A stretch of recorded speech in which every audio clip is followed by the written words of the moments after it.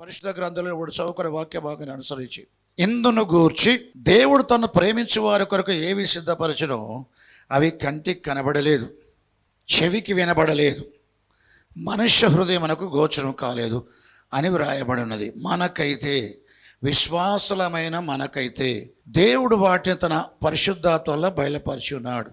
దేవునికి స్తోత్రం.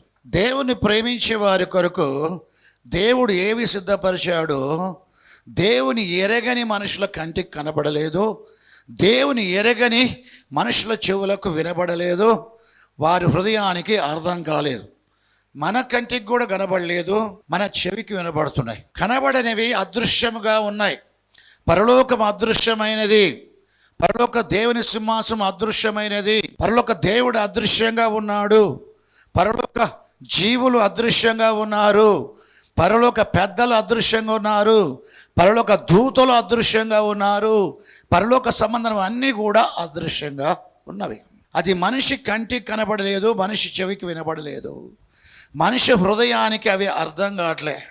యేసు ప్రభువుల విశ్వాసం ఉంచని వారికి రక్షింపబడటం జరగలేదు, వారిలో దేవుని ఆత్మ లేడు గనక వారికి అర్థం కావటం లేదు. మనకైతే యేసుక్రీస్తు శరధారి, నా కొరికి శరధారి లోకానికి వచ్చాడు, నన్ను ప్రేమించి తను మరణానికి అప్పగించుకోవడానికి మరణాన్ని రుచి మృతులు తిరిగి లేచాడని విశ్వసించి ఆయన నామమున పాపక్షాపణకు ప్రార్థన చేయగా ఆ నామాన్ని బట్టి మన పాపాలు క్షమించబడి ఆయన చిందించే రక్తంలో మన పాపాలు కడగబడి పరిశుద్ధపరచబడి నీతిమంతులుగా తీర్చబడటం, మరియు దేవుడు తన పరిశుద్ధాత్మలో మనల్ని పాలువారుగా చేయటం, మన హృదయంలో తన పరిశుద్ధాత్మను పంపటం. అబ్బా నాయనా తండ్రిని మొర్రపెట్టే దేవుని కుమారుని ఆత్మ హృదయంలో పంపించాడు. మనలో నివసింపజేసి ఆ కుమారుని ఆత్మ ద్వారా పరిశుద్ధాత్మ ద్వారా పరలోక దేవుని తండ్రిని పిలుస్తూ ఏం చేస్తున్నాం? మనల్ని నివసించే పరిశుద్ధాత్మ ద్వారా పరలోక దేవునితో సహవాసాన్ని కలిగి ఉన్నాం. పరలోక దేవుడు, పరలోకములో ఆరాధించబడుతున్న దేవుడు భూమి మీద విశ్వాసంలో ఉన్న పరిశుద్ధాత్మ ద్వారా అతనితో దేవుడు సహవాసం కలిగి ఉన్నాడు. నీలో నివసించే పరిశుద్ధాత్మ నీకు దేవునితో సహవాసం ఇవ్వటమే కాదు, పరలోక దేవుడు నీతో సహవాసం చేయడానికి నీలో ఉన్న పరిశుద్ధాత్ముడు సహాయం చేస్తున్నాడు. యేసు దేవుని కుమారుడు అని ఆయనలో విశ్వాసం వచ్చిన మనం, ఆయన మన కొరకు చనిపోయి లేచిన విశ్వసించి మనం ఆయన ద్వారా దేవునితో సమాధానపరచబడ్డాం. దేవుడు కూడా దేవుని కుమారుని క్రీస్తు చేస్తున్నందుకు మనల్ని సమాధానపరుచుకున్నాడు. దేవుడు మనల్ని సమాధానపరుచుకున్నాడు క్రీస్తు ద్వారా. మనము దేవునితో సమాధానపరచబడ్డాము క్రీస్తు ద్వారా. ఈ రెండు వచనాలు బైబిల్ ఉన్నాయి, రెండు కరెక్టే. మనము దేవునితో సమాధానపరచబడాలంటే యేసు ప్రభువులో విశ్వాసం వచ్చాల్సిందే. ఆయన ద్వారానే దేవునితో సమాధానపరచబడతాం. ఏంటి దేవునితో సమాధానపరచబడటం అంటే, మనము దేవునికి శత్రువులమై ఉండగా, ఏమై ఉండగా? ఎవరి శత్రువు? పాపం చేయవాడు ప్రతివాడు దేవునికి శత్రువే. ఈ లోకాన్ని ప్రేమించేవాడు దేవునికి శత్రువే. కాబట్టి పాపం చేసే ప్రతివాడు దేవునికి శత్రువే. మనుషుడు పాపంలోనే పుట్టి పాపంలో పెరిగి పాపంలో జీవించేవాడుగా ఉన్నాడు కనుక పరిశుద్ధ దేవుడికి, పరలోక దేవుడికి పాపం చేసే మనుషుడు, పాపాన్ని కలిగే మనుషుడు శత్రువుగా ఉన్నాడు. అయినా మన దేవుని ప్రేమ ఎట్లాంటిదంటే శత్రువులు ప్రేమించే ప్రేమ. బైబిల్లో ఒక విధానం ఉన్నది. లోతింటి వారిని అగ్నిగంధకాలతో నాశనం కాకుండా తప్పించబడటానికి వారి పక్షాన మధ్యవర్తకుడు కావాలా, ప్రార్థన చేసేటోడు. అబ్రహాము ప్రార్థన చేశాడు కనుక లోతు ఇంటి వారి కొరకు దేవుడిని యెహోవా అబ్రహామును జ్ఞాపకం చేసుకొని సొదొమ గొమొర్రా పట్ట ప్రదేశంలో వారితో లోతు కుటుంబం నశించకుండా వారు తప్పించబడి కాపాడబడటం జరిగింది. దేవుడు లోతు ఇంటి వారి పక్షమున అబ్రహామును అంగీకరించాడు. అదేవిధంగా యోబుకు వచ్చిన కష్టాలలో చాలా విషయాలు మాట్లాడాడు. ఆయన్ని విసిగించడానికి, ఆదరించడానికి వచ్చిన స్నేహితులు విసిగించడం మొదలుపెట్టారు, బాధించడం మొదలుపెట్టాడు. యోబు అంటున్నారు, మీరు బాధకే కర్తలు కానీ ఆదరణ కర్తలు కారు. నన్ను ఆదరించడానికి వచ్చామని చెప్తున్నారు కానీ మీ రాక వల్ల నాకు బాధ ఎక్కువైపోయింది, ఉన్న బాధ ఎక్కువైపోయింది, నన్ను బాధ పెట్టడానికి వచ్చినట్టుంది కానీ ఆదరించడానికి వచ్చినట్లు లేదు అని చెప్పాడు. చివరికి విధికి వ్యతిరేక్తమైన మాటలు మాట్లాడటం అనేది యోబు పాపం చేయటం వల్ల ఇవన్నీ సంభవించినట్లుగా భావించి అతని స్నేహితులు ఆయనను విమర్శించడం, బాధపడటం మొదలుపెట్టారు. దేవుడు దిగొచ్చిన తర్వాత యోబుతో మాట్లాడాడు, అనేక విషయాలు మాట్లాడిన తర్వాత జ్ఞానాన్ని చెరిపే వీళ్ళెవరు అని చెప్పి ఆయన స్నేహితులని వాళ్ళ మీద కోపపడ్డాడు. మిమ్మల్ని క్షమించటానికి, శిక్షించకుండా వదిలిపెట్టాలంటే నన్ను యోబును అంగీకరిస్తా మీ పక్షాన అన్నాడు. యోబు తన స్నేహితుల కొరకు ప్రార్థన చేయగా దేవుడు ఏం చేశాడు? తన స్నేహితులకు క్షమించి వదిలిపెట్టాడు. యోబు పూర్వస్థితి తిరిగి వచ్చింది, రెట్టింపు దీవెన పడ్డాడు. కాబట్టి ఎవరినో దేవుడు అంగీకరించడానికి, ఎవరినో క్షమించటానికి, తప్పించటానికి, రక్షించటానికి, స్వస్థపరచడానికి, మేలు చేయటానికి ఎవరినో నీ పక్షాన్ని అంగీకరిస్తాడు అనే బైబిల్ విధానం ఒకటి ఉంది. దానియేలు కాలంలో దానియేలును అంగీకరించాడు. ఆ దేశపు జ్ఞానులను దేవుడు నశించకుండా కాపాడటానికి. ఎజ్కేలును అంగీకరించాడు, యోసేపును అంగీకరించాడు, మోషేను అంగీకరించాడు, సమూయేలును అంగీకరించాడు, ఏలియాను అంగీకరించాడు. ఈ విధంగా యెషయాను అంగీకరించాడు. ఎవరికో దేవుడు మేలు చేయడానికి వారి పక్షాన్ని ఎవరినో అంగీకరించడం ఉన్నది. కాబట్టి మధ్యవర్తులు కావాలి, బండ సందులు నిలిచేవారు కావాలి, బద్దలైపోయిన గోడ సందులో నిలిచేవారు కావాలి. దేవునికి స్తోత్రం. దేవునికి మనుషులకు మధ్యలో మధ్యవర్తి కావాలి. ఇది ఎప్పటి నుంచి ప్రారంభమైంది? దేవునికి స్తోత్రం. పరోక్షంగా అబ్రహాము కాలం నుంచి ప్రారంభమైనప్పటికీ మోషే కాలంలో స్థిరపరచబడ్డది. ఏ విధంగా? దేవుడిని యెహోవా సీనాయి పర్వతం మీద దిగొచ్చాడు. దిగొచ్చే మనపు ఆయన కారు మేఘములో దిగిరాక మనపు, గాఢాంధకారముతో దిగిరాక మనపు, ఉరుములు, మెరుపులు, ధ్వనులు, భూకంపం, బూర శబ్దముతో దిగిరాక మనపు యెహోవా మోషేతో చెప్పాడు, నిత్యము నీలో ఇజ్రాయేలు నమ్మకము చొప్పునట్లుగా నేను కారు మేఘములో పర్వతం మీద దిగొస్తా అని చెప్తుండే యెహోవా. ముఖాముగ్గా చెప్తుండే యెహోవా. యేసు ప్రభు దేవుడైన యెహోవా ముఖాముగ్గా చెప్తున్నాడు ఏమని? నేను దిగొస్తా. ఈయనే దిగొచ్చేది మూడో రోజున.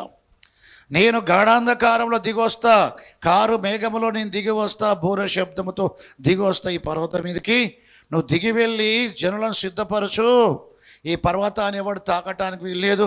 ఒక పశువైనా కానీ, ఒక ఇజ్రాయేలుడైనా కానీ తాకితే చచ్చిపోతారు. కాబట్టి పరిశుద్ధ పర్వతం మీదకి నేను దిగి వస్తాను. ఎట్లా దిగి వస్తాను? కారు మేఘములో దిగి వస్తానని చెప్పాడు. ఈయనే మూడో దేవులైన కారు మేఘములు దిగి వచ్చి ఏం చేస్తా అని చెప్తున్నాడు? ఇజ్రాయేల్కి వినబడినట్లుగా నీతో మాట్లాడతాం. నేను నీతో మాట్లాడటం వల్ల ఇజ్రాయేల్ విని, అరే మన సేవకుడైన మోషేతోడు దేవుడు మాట్లాడుతున్నాడని చెప్పి నీ మీద రెస్పెక్ట్ పెరుగుతుంది. వారి జీవితకాలం అంతా నీ యందు నమ్మిక ఉంచి నీకు లోబడతారు, వారు దీవించబడతారు. నేను నీతో మాట్లాడుతున్న సంగతి వాళ్ళకి తెలియదు, మన మధ్యలోనే ఉన్నది. కాబట్టి నేను నీతో మాట్లాడుతానన్న సంగతి వాళ్ళకి తెలియబడినట్లుగా నేను కారు మేఘంలో దిగి వచ్చి నా కంఠస్వరం వారికి వినిపింపజేస్తా అని చెప్పి మూడో దినమున ఇదే దేవుడనే యెహోవా మహిమతో దిగొచ్చాడు, బూర శబ్దముతో. ఆయన దిగిరాగా సాంద్రం మేఘముతో నిండుకున్నది సీనాయి పర్వతం అంతా. భూకంపం వచ్చింది, పర్వతం కంపించింది, ఆ స్థలం కంపించింది.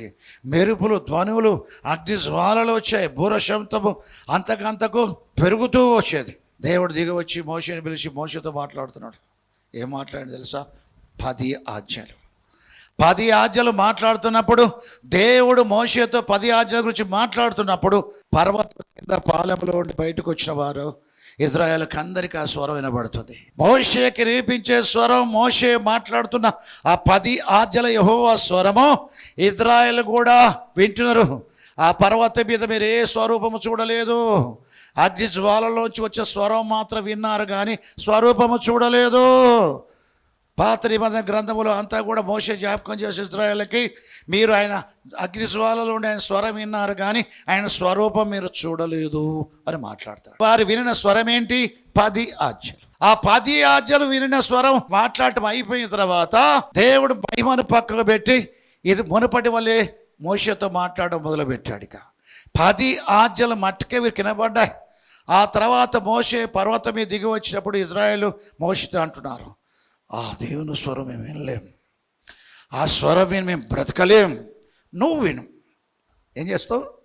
నువ్వు విను, నువ్వు వచ్చి మాతో మాట్లాడు, మేము వింటాం. నీవు మాత్రం ఏం చేస్తావు? దేవుని స్వరం నువ్వు విను, నీ స్వరం మేము వింటాం. అది అప్పటి నుంచి పక్కా దేవుడు ఈ విధానాన్ని స్థిరపరిచాడు. దేవునికి మనుషులకు మధ్యలో ఒక మధ్యవర్తి అవసరం. ఇజ్రాయేల్ను ఒప్పుకోవటానికి ఆయన అంగీకరించదగిన వ్యక్తి ఎవరయ్యా అంటే మోషే. ఇట్లా ప్రతి తరములో దేవుని ప్రేమ ఇజ్రాయేళ్లకు మధ్యవర్తకుడు ఉండేవాడు. యెహెజ్కేలు గ్రంథం వచ్చేసరికి బద్దలైపోయే సందులో నిలబడేటోడు ఎవడు లేడట, అంటే ఇక మధ్యవర్తులు లేరు. కాబట్టి దేవుడు ఏం చేశాడు తెలుసా? ప్రజలకి నాకు మధ్యవర్తి కావాలా? ఎవడు లేడు మధ్యవర్తి, దేవుడే మధ్యవర్తిగా ఉంటానికి డిసైడ్ అయిపోయాడు. దేవుడుగా ఉండటమే కాదు, దేవుడు మనుషులకు తనకు మధ్యవర్తిగా దేవుడే శిరధారి వచ్చిన వ్యక్తి యేసుని పేరుతో వచ్చాడు. కాబట్టి యేసుక్రీస్తు ప్రభువు నీ బట్టే మనకి ఏదైనా దేవుడికి శత్రువుల మనల్ని దేవుడు తనతో సమాధానపరచుకోవటానికి యేసు ప్రభు ద్వారానే సమాధానపరచుకుంటాడు. యేసుక్రీస్తు ద్వారా, యేసుక్రీస్తు నందు తండ్రి మనల్ని సమాధానపరచుకోవటం తండ్రి అభిష్టమైంది. దేవుడు మనల్ని సమాధానపరచుకుంటాడు క్రీస్తునందు. మనము దేవునితో సమాధానపరచబడాలి క్రీస్తు ద్వారా. మనము దేవుని దగ్గర రావాలన్నా క్రీస్తు ద్వారా, దేవుడు మన దగ్గరికి వచ్చి మనల్ని సమాధానపరచుకోవాలంటే క్రీస్తునందు మాత్రమే. సిలువబడ్డ క్రీస్తు చాలా ప్రాముఖ్యమైన వ్యక్తి మన జీవితాల్లో. ఆయనలో విశ్వాసం ఉంచిన వారిలో ఆయనే నివసిస్తాడు పరిశుద్ధాత్మగా. ఏ దేవునితో మనం సమాధానపరచబడటానికి మధ్యవర్తిగా ఉన్న యేసు ప్రభు యొక్క చనిపోయి లేచిన ఆయనను అంగీకరిస్తున్నాడో, ఆయన ద్వారా సమాధానపరచబడ్డామో, ఆ సమాధానపరచబడ్డావా ఆయనలోని విశ్వాసం వల్ల దేవునితో సమాధానపరచబడ్డామో, ఎవరి వల్ల సమాధానపరచబడ్డామో ఆయనలోని విశ్వాసం వల్ల ఆయనే పరిశుద్ధాత్మగా మనలో నివసిస్తున్నాడు. ప్రభువే ఆత్మ, మనలో నివసించు పరిశుద్ధాత్మ, సిలువబడి మృతుల్లో తిరిగిచ్చే యేసు ప్రభువే ఆత్మ. ప్రకటన గ్రంథంలోని 7 సంఘాలకు రాస్తూ అగ్ని జ్వాల వంటి నేత్రముల వాడు చెప్పు సంగతులు ఏమనగా అని చెప్పి ఒక సంఘానికి చివరికి సంఘములతో ఆత్మ చెప్పుచున్న మాట చెవిగలవాడు వినుడు కాక అంటాడు. కుడి చేత 7 నక్షత్రాలు పట్టుకొని 7 దీపస్తంభాల మధ్య సంచరించేవాడు చెప్పు సంగతులు ఏమనగా అని చెప్తాడు. చివరికి వచ్చరికి సంఘములతో ఆత్మ చెప్పుచున్న మాట చెవిగల వినుడు. 7 సంఘాలకు ఈ విధంగానే యేసు ప్రభు చెప్పు సంగతులు ఏమనగానే ఆరంభించి ముగింపుకు వచ్చరికి పరిశుద్ధాత్మ సంఘములతో చెప్పుచున్న సంగతులు ఏమనగా అంటాడు. అంటే పైన చెప్పే ప్రభువే, క్రింద ఉన్న పరిశుద్ధాత్మ. ప్రభువే ఆత్మ. ఇప్పుడు యేసు ప్రభు ద్వారా దేవునితో సమాధానపరచబడ్డామో, దేవుడు మనల్ని సమాధానపరచుకోవటానికి యేసు ప్రభు ద్వారానో, ఆ యేసు ప్రభువే నీలో పరిశుద్ధాత్మగా ఉండి పరిశుద్ధాత్మ ద్వారానే దేవునితో రక్షించబడిన తర్వాత సహవాసం. దేవుడు మనతో సహవాసం నీలో నివసించే పరిశుద్ధాత్మ ద్వారానే. క్రీస్తులో విశ్వసించిన వారిలో నివసించే పరిశుద్ధాత్మ వలననే పరలోక దేవునితో భూమి ఉన్న మనం సహవాసం. పరలోకమున్న దేవుడు భూమి ఉన్న నీతో సహవాసం, నీలో నివసింపజేసిన తన ఆత్మ ద్వారానే సహవాసం. దేవునికి స్తోత్రం. ఈ పరిశుద్ధాత్ముడు ఏం చేస్తాడో తెలుసా? దేవుని ప్రేమించే వారి కొరకు ఏవి సిద్ధపరిచాడో దేవుడు. మనం దేవుని ప్రేమిస్తున్నాం, మనం దేవుని ప్రేమించే వారి కొరకు ఏవి సిద్ధపరచనో అది అవిశ్వాసైన మనిషి కంటికి కనబడలేదు, అవిశ్వాసుల మనిషి చెవికి వినబడలేదు, వారి హృదయమునకు అర్థం కాలేదు. మనకైతే, అంటే విశ్వాసులమైన మనకైతే మనలో నివసింపజేసే పరిశుద్ధాత్మ ద్వారా ఆయన్ని ప్రేమించే మన కొరకు ఏది సిద్ధపరిచాడో తన ఆత్మ వల్ల బయలుపరిచి ఉన్నాడు. కాబట్టి ప్రవక్తలకు బయలుపరచగా, అపోస్తలులకు బయలుపరచగా వారు గ్రంథంలో రాశారు. గ్రంథంలో రాయబడేది అందరికీ అర్థమైద్దా? నువ్వు చదువుకోవచ్చు, గొప్ప చదువులు చదివేసాయి, లోకంలో దొరికే చదువులన్నీ చదివేసాయి, అయినా బైబిల్ అర్థమైందా? రాయబడ్డ బైబిల్ అర్థమైందా? కాదు కదా. మంత్రి, బాగా చదువుకున్న వ్యక్తి, ఇథియోపియా దేశం నుంచి బైబిల్ చదువుకుంటూ వచ్చాడు. యెరూషలేముకి వచ్చి ఆరాధన చేసి తిరిగిపోతూ బైబిల్ చదువుకుంటూ పోయాడు. రథం దొరికేటోళ్ళు దోడుతున్నాడు, సెక్యూరిటీ ముందు వెనుక ఉంది, ఆయన సొంత రథంలో కూర్చొని ఆయన బైబిల్ చదువుకుంటాడు. ఆయన చదివేది ఆయన తెలియదు, ఆయన చదువుకోలేదా? ఆయన చదువుకున్న వ్యక్తే కానీ ఆయన చదివేది ఆయన తెలియదు. ఆయన చదివేది ఆయనకు తెలియదని దేవుడు తెలుసు. పరిశుద్ధాత్ముడు వచ్చాడు ప్రభుదూతలాగా ఫిలిప్పుని కలుసుకొని, ఇదిగో నువ్వు పరిశుద్ధాత్మ నింపబడే వ్యక్తి, నువ్వు బాగానే ఆత్మవశ ఒక స్థలానికి వెళ్ళిపోతున్నావు, చాలా బాగుంది. కానీ ఇథియోపియా దేశం నుంచి ఒకడు వచ్చాడు, వాడు సాధారణ వ్యక్తి కాదు, బాగా చదువుకున్న వ్యక్తి, ఉన్న స్థితిలో ఉన్న ఒక మంత్రి, ఆయన ఆర్థిక శాఖ మంత్రి. మళ్ళీ రాడు, ఒకసారి వచ్చాడు దేవుని ఆరాధించడానికి. ఆడేముంది యెరూషలేములో? ఏమి లేదు, ప్రధాన యాజకులు, శాస్త్ర పరిశోధకులు అంటే నీ పక్షాన ఒక గొర్రెను పట్టకపోతే కోసి పారేస్తారు, వాళ్ళు ఇంత తీసుకుంటారు, నీకు ఇంత ఇస్తారు. ఆడేముంది యెరూషలేములో? బలులు అర్పించేవాళ్ళు ఉన్నారు అంతే, దీపాలు వెలిగించేటోళ్ళు ఉన్నారు, తైలం పోసేటోళ్ళు ఉన్నారు, సమకూరట్ల బాలం మీద రొట్టెలు మార్చిన వాళ్ళు ఉన్నారు, అంతవరకే. ఆడేమున్నది? యేసు ప్రభువును ప్రకటించేవాడు ఉన్నాడా? యేసు ప్రభు గురించి బోధించేవాడు ఉన్నాడా? అసలు యేసు ప్రభు నమ్మినవాడు యెరూషలేము దేవాలయంలో ఉన్నాడా? లేడు. నువ్వు యేసు ప్రభువును అంగీకరించావు, యెరూషలేము మేడగదిలో సంఘములో మరియ ఇంట్లోనూ ఉన్నావు, పేతురు నాయకత్వం ఉన్నావు. నీవు స్టెఫనుతో పాటు మిగతా వారితో పాటు నువ్వు ఏం చేసావు? సంఘానికి భోజన పరిచయం చేయడంలో నీవు స్టెఫెను తర్వాత ఫిలిప్పుగాను ఉన్నావు. భోజనాలు వడ్డించావు, ఇస్తారులు వేసి తీసావు, వాటర్ సప్లై చేసావు, పప్పుచారు పంచావు, సాంబారు పంచావు, ఇవన్నీ పరిచయం చేశావు. స్టెఫెను కృపించిన, ఆయన హతసాక్షి అయిపోయాడు. నీ కృపించావు. చెదిరిపోయిన వారందరూ చెదిరిపోతే నువ్వు కూడా చెదిరిపోయి సమరయకు వచ్చినావు. సమరయకు వచ్చి యేసు ప్రభువునైన నన్ను ప్రకటించావు, ప్రభువును ప్రకటించావు. విన్నవారు లక్ష్యం ఉంచారు, దయ్యాలు నుంచి విడుదల పొందారు, రోగులు బాగయ్యారు, కుట్టివారు వచ్చారు, పక్షివారు స్వస్థపరచబడ్డారు. అంతా బాగా ఉద్యోగం బాగా వచ్చింది. కానీ ఈ పరిచయంలో పరిశుద్ధాత్మ ఎవడు పొందలే. కాబట్టి పేతురు యోహానులు పంపించినాం. వాళ్ళు పోయి పేతురు యోహానులు ఇప్పుడు నీ పరిచయలు రక్షించబడ్డ వారు పరిశుద్ధున్నట్లుగా పరిచయం చేస్తుంటారు, చేసి వాళ్ళు వెళ్ళిపోతారు. నువ్వు మాత్రం ఈ మధ్యలో నీకు ఒక చిన్న పని పెడతావు. ఆ ఇథియోపియా దేశం నుంచి ఆ మంత్రి వచ్చాడు కదా, యెరూషలేములో ఆరాధన చేసి పాపం ఎట్లు వచ్చాడో అట్లా వెళ్ళిపోతాడు. అతని పట్ల నేను కనికరపడుచున్నాను. నా యొద్దకు వచ్చిన వారు, నా పేరుతో వచ్చిన వారు ఒట్టిగా పంపటం నాకు ఇష్టం లేదు. వాడు ఆశీర్వదించబడాలా, వాడు రక్షించబడాలా, వాడు రక్షించబడటానికి సిలువను గురించి వర్తమానం ప్రకటించబడాలా అని చెప్పి ఆశపడ్డాడు. ఒకవైపు ఫిలిప్పు సువార్తకుని పరిశుద్ధాత్మ నింపబడి ఫిలిప్పు సువార్త సిద్ధపరిచాడు. మరొక వైపు యెషయా గ్రంథములో యేసు ప్రభు శిలువ మరణానికి గురించి భాగమే అతను దొరికినట్టు చేశాడు దేవుడు. కాబట్టి ఏం చదువుతున్నాడు ఆయన? మనకి ఈరోజు యెషయా గ్రంథం 53వ అధ్యాయంలో క్రీస్తు శ్రమల గురించి ఉంది. ఆ భాగాన్ని చదువుతున్నాడు. బొచ్చు కత్తిరించు వాయిళ్ళ గొర్రెపిల్ల ఏ విధంగా మౌనంగా ఉంటుందో ఆయన నోరు తెరవకుండా పోర్షన్ ఆయన చదువుతున్నాడు. అది యేసు ప్రభు యొక్క శ్రమల గురించి, మరణాన్ని గురించి చెప్పబడ ప్రవచనం. అది యెషయాతోటి 53వ అధ్యాయం. అదే వాక్య భాగమైన చదువుతున్నాడు. ఆ సమయానికి పరిశుద్ధాత్ముడు, ఈ దైవజనుడు పరిశుద్ధాత్మ చేత పంపబడ్డాడు. రథం దగ్గరికి పోయాడు. ఆయన బైబిల్ చదువుతాడు. నాకు అర్థమైపోయింది. నువ్వు చదువుతున్నది గ్రహించుచున్నావా అంటే, ఎవడైనా త్రోవ చూపెట్టకపోతే ఎలా గ్రహించగలను అంటే, నీకు చదువు రాదా? అదేంది అంత మాట? నేను మంత్రినయ్యా, ఐథియోపియా దేశానికి మంత్రినయ్యా, బాగా చదువుకున్న వ్యక్తిని అంటే. చదువుకుంటే బైబిల్ అర్థమైద్దా? చదువుకుంటే బైబిల్ అర్థమైద్దా? పేతురు ఏం చదువుకున్నాడని 2 పత్రికలు రాశాడు. యోహాను ఏం చదువుకున్నాడని ప్రణగంధం రాశాడు. ఆ ప్రణజనం వద్దు మనకు, అదే ఎందుకు? అరే సేవకులు మస్తు అందున్నారు. ప్రణగ్రంథం గురించి చెప్పాటే అసలు దాన్ని చదవరు కూడా చాలామంది.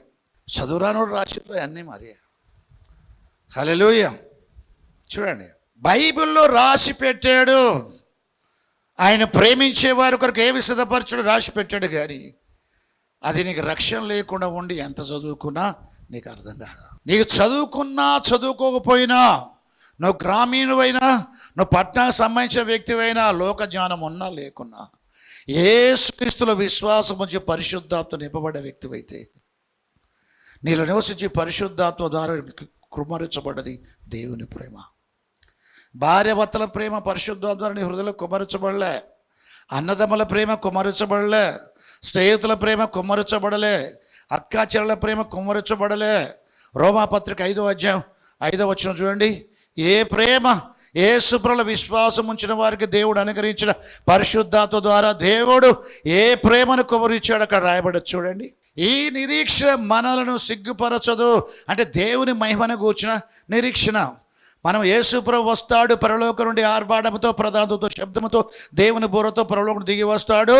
ఆయన వచ్చినప్పుడు మన చావునకు లోనకి శరీరాలని మరి చనిపోవటానికి వీలుగాని మహిమేశ్వరంగా మార్చేస్తాడని చెప్పి యేసు ప్రభు 2వ రాకడలో ఆయన వంటి మహిమను మనం పొందుకుంటాం, మహిమేశ్వరంగా మార్చబడతాం. ఇక చావము, రాబోయే లోకములు, రాబోయే జీవితం నిత్యము ఉంటుంది. మనకి నిత్య జీవాన్ని కలిగి ఉంటాం అన్న నిరీక్షణ మనం సిగ్గుపరచదు. దేవుని మహిమను పొందుతాం యేసుప్రభు రాకడలో. ఆ మహిమను కూర్చో నిరీక్షణ గల వారమై యేసుప్రభు రాకను అపేక్షిస్తున్నాం. యేసుప్రభు పరలోకి రావాలని ఎందుకు అనుకుంటున్నావు? ఆయన వచ్చినప్పుడు మన శరీరాలని తనకు సమమైన మహిమ శరీరంగా మార్చబడ్డప్పుడు ఈ శరీరంలో ఉన్న కష్టాలు, కన్నీళ్ళు, బాధలు, వేదనలు, రోగములు, వ్యాధులు, మరణాలు ఏమీ ఉండవు. మన దేవుని వల్ల మార్చబడి దేవునితో సదాకాలం ఉంటాం కనుక యేసు ప్రభు పరలోకం రావాలని అంటున్నాము. ఆయన రాకడలో ఆయన వంటి మహిమ మనం పొందాలని, ఆయన అనుగ్రహించే మహిమను గూర్చిన నిరీక్షణ కలిగి జీవిస్తున్నాం. కాబట్టి ఆ మహిమ నిరీక్షణ మనల్ని సిగ్గుపరచదు. యేసు ప్రభు రెండవసారి మహిమతో వస్తాడు. వచ్చినప్పుడు మహిమ పొందుతామన్న నిరీక్షణ, మహిమ పొందకుండా మనం తప్పిపోయి సిగ్గుపరచబడం. ఆయన వచ్చిన మహిమను పొంది ఘనపరచబడతాం.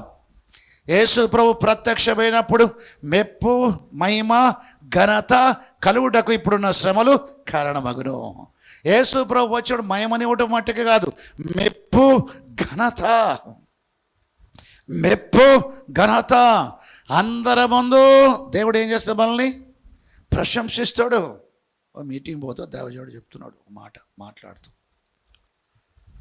రేపు యేసుప్రభు ముందు నిలబడ్డప్పుడు చచ్చిపోయినాక నువ్వు ఏ డినామినేషన్ అడగడట. అవును కదా, అన్నాడు కదా, నాకు గుర్తుందా? ఏ డినామినేషన్ అడగడట, కానీ అడుగుతాడు. ఏ డినామినేషన్ అడగడు. నువ్వు సంఘంలో ఎట్లున్నావు అని అడుగుతాడు. నీ పాస్టర్తో ఎట్లున్నావు అని అడుగుతాడు. సంఘ జీవితం ఎట్టాడి జీవితం జీవించడం అడుగుతాడు. నిన్ను గురించి లెక్క అడిగినప్పుడు నీకు సంబంధించిన విషయాలు అన్నీ వస్తాయి. నిన్ను గురించి లెక్క అడిగినప్పుడు నీ తల్లి గురించి అడుగుతాడు, నీ తండ్రి గురించి అడుగుతాడు, నీ అన్నదమ్ముల గురించి అడుగుతాడు, నీ పాస్టర్ గురించి అడుగుతాడు, నీ సంఘ సభ్యుల గురించి అడుగుతాడు, నీ జాబ్ లైఫ్లో ఉన్న నీ కొలీగ్స్ గురించి అడుగుతాడు. నీకు సంబంధించిన ప్రతి దాని గురించి నువ్వు లెక్క చెప్పుకోవాలా.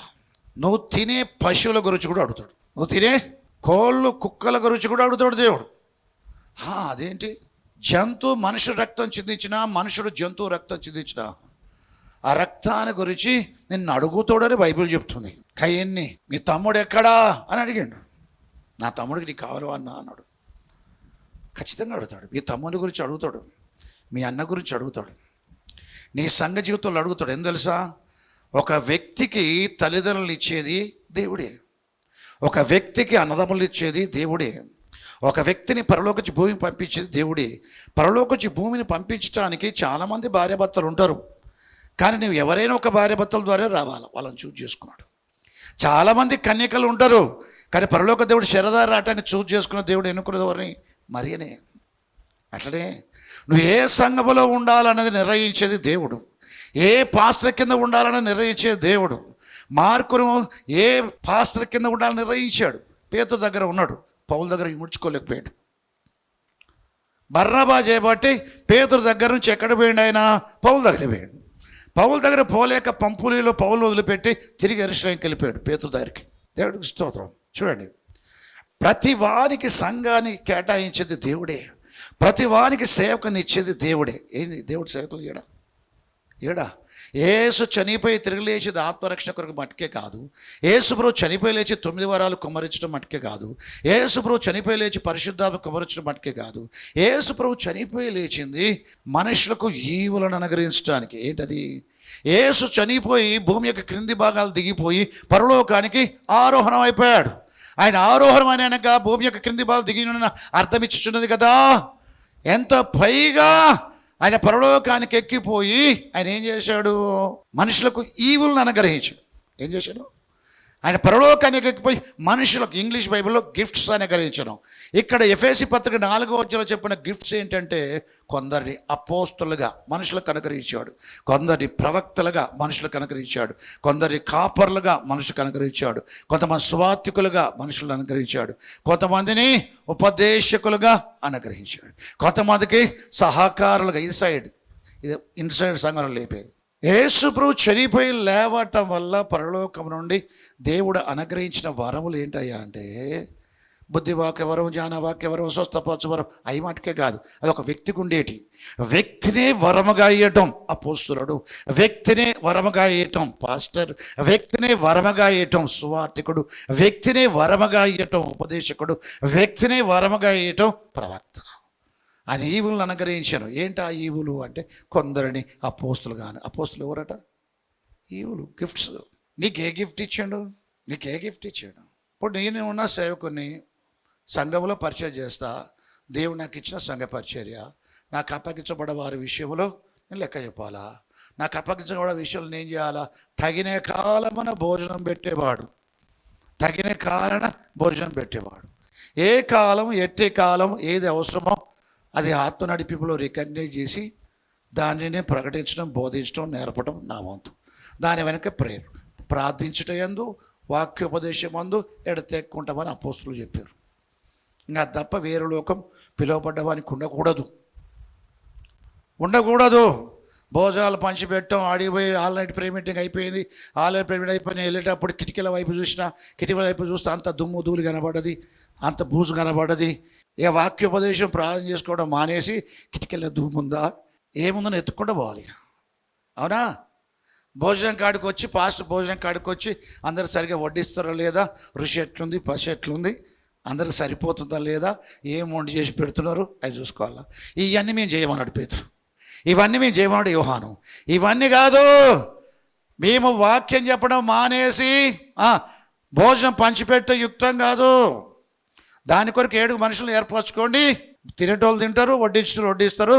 అది మీరు చూసుకోండి. మేమైతే పిలవబడ్డవారు, మేమైతే ప్రార్థించడం యందు, వాక్య పరిచర్య యందు ఎడతెక్కుంటాం.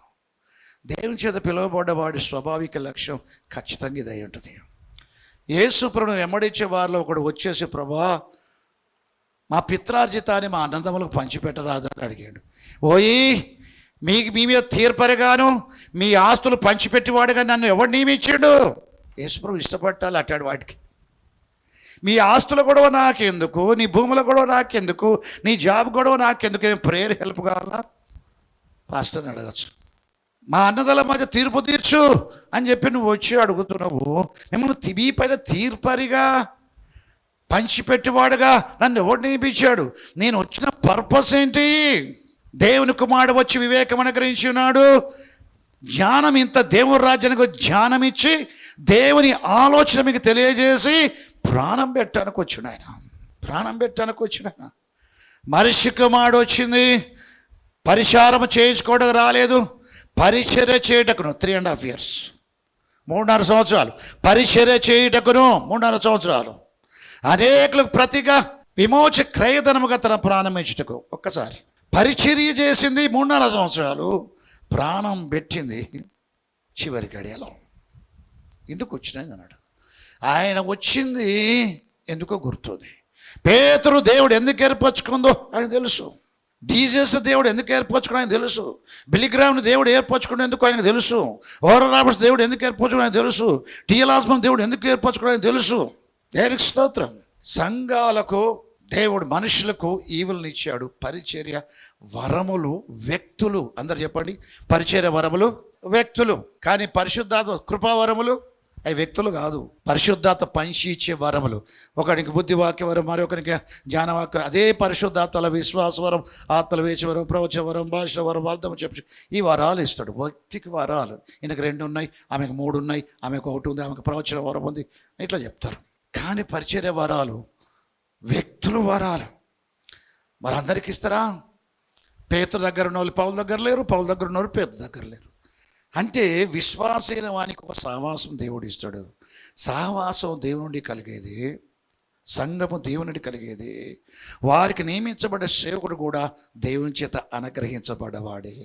సేవకుని కూడా సహకారులు దేవుని వల్ల అనుగ్రహించబడ్డవారే. మోషేకి సహకారిగా అహరోన్ని ఇచ్చింది దేవుడి వల్ల కలిగింది. అది పరిచారకునిచ్చింది యెహోషువను దేవుని వల్ల కలిగింది. ప్రవక్తిగా ఉండటానికి సొంత అక్కనిచ్చింది మిర్యామును, సొంత ఇంట్లో నుంచి ఇచ్చింది దేవుడి వల్ల కలిగింది. పేతురికి ఆంధ్రని ఇచ్చింది దేవుని వల్ల కలిగింది. యాకోబుకి యోహాను ఇచ్చింది దేవుని వల్ల కలిగింది. పౌలుకి బర్నబాని ఇచ్చింది దేవుని వల్ల కలిగింది. పౌలు నుంచి బర్నబా వేరుపరచబట్టు దేవుని వల్ల కలిగింది. బర్నబా ప్లేస్లో సీలాను పౌలుకి ఇచ్చింది కూడా దేవుని వల్ల కలిగింది. దేవునికి స్తోత్రం. దేవుని వల్ల నీకు కలిగిన సహవాసమే కానీ దేవుని వల్ల కలిగిన సహవాసంలో నువ్వు చేయాల్సిన పనులు ఉంటాయి. స్త్రీలకు పని వేరు, యవనస్తుల పనులు వేరు, పెద్దల పని వేరు, వాక్య సేవకుల పని వేరు, సంఘ కాపర్ల పని వేరు.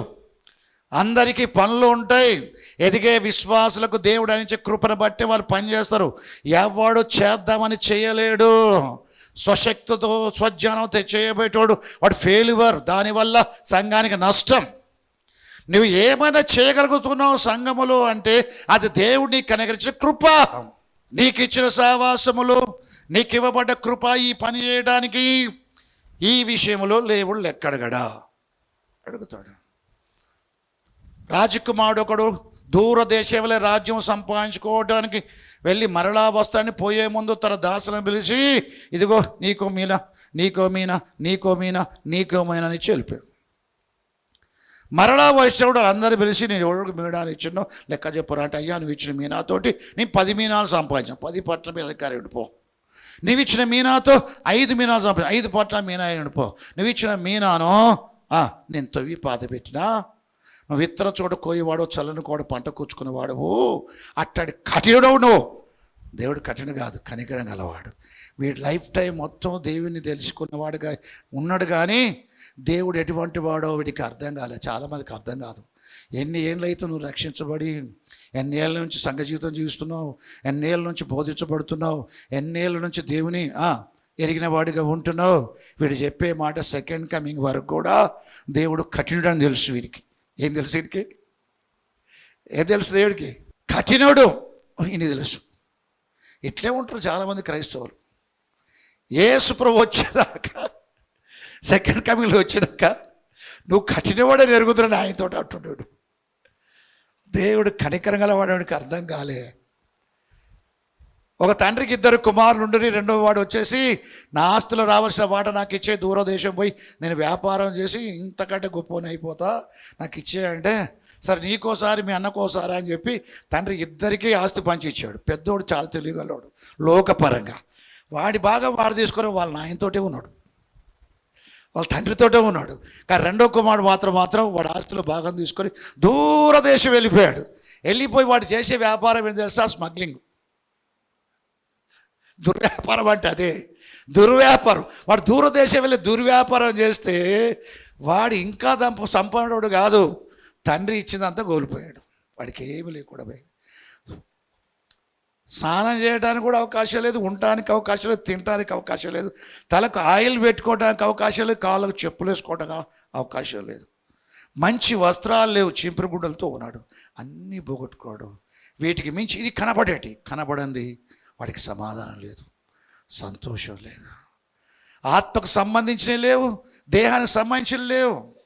దేవుని దూరంగా ఉంటే వాళ్ళ బ్రతికి అంతే. వాడికి చివరికి ఏం చేయాలో అర్థం కాక ఆ దేశంలో కరువు వస్తే ఇంకా కష్టపడ్డాడు. పందుల మంద ఓడదరువాయ నీ పందులు కాస్తా అని పందులు కాయటానికి కుదుర్చబడ్డాడు. పందులు కాస్తా ఉంటే పందులు పొట్టు తింటాయి.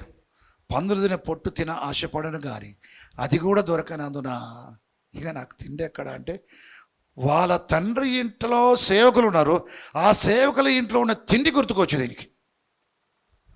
తండ్రి ఇంట ఉన్న తిండి గుర్తుకు రాలే, భోజనం గుర్తుకు రాలే, తండ్రి ఇంట ఉన్న సేవకుల భోజనం గుర్తుకొచ్చింది దీనికి. వారి ఇంట్లో ఉండే పనివారి ఇంట భోజనం గుర్తుకొచ్చి, నా తండ్రి ఇంటున్న సేవకులకు మంచి భోజనం ఉంది, నేను కుమారయ్య కూడా ఇక్కడ దరిద్రాన్ని అనుభవిస్తున్నాను, పశ్చాత్తాపడి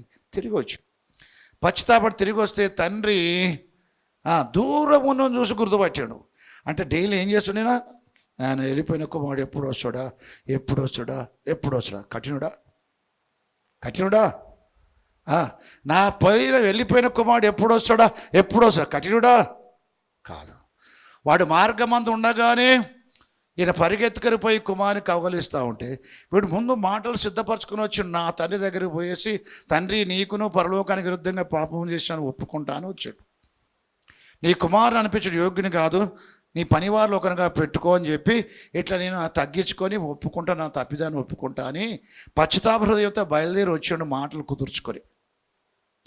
కానీ ఆ మాటలు ఏవి చెప్దామని సిద్ధపడి వచ్చాడు, ఆ మాటలు చెప్పకముందే కవగలించుకున్నాడు. ఆ మాటలు నోట గుండా రాకమనిపై ముద్దు పెట్టుకున్నాడు. వెంటనే పనులను పిలిచి నీ కాళ్ళ చెప్పులు తొడుగు, ప్రశస్త వస్త్రాలు తొడిగించు, చేతికి ఉంగరం పెట్టు, క్రొవ్విన దూడ వధించు, నాట్యమాడ వారు తీసుకో, వాయిద్యాలు వాయించేవారు తీసుకురా, పండుగ చేసుకుందాం. పండుగ చేసుకుంటారు, అందరు తిని తాగి సంతోషిస్తారు.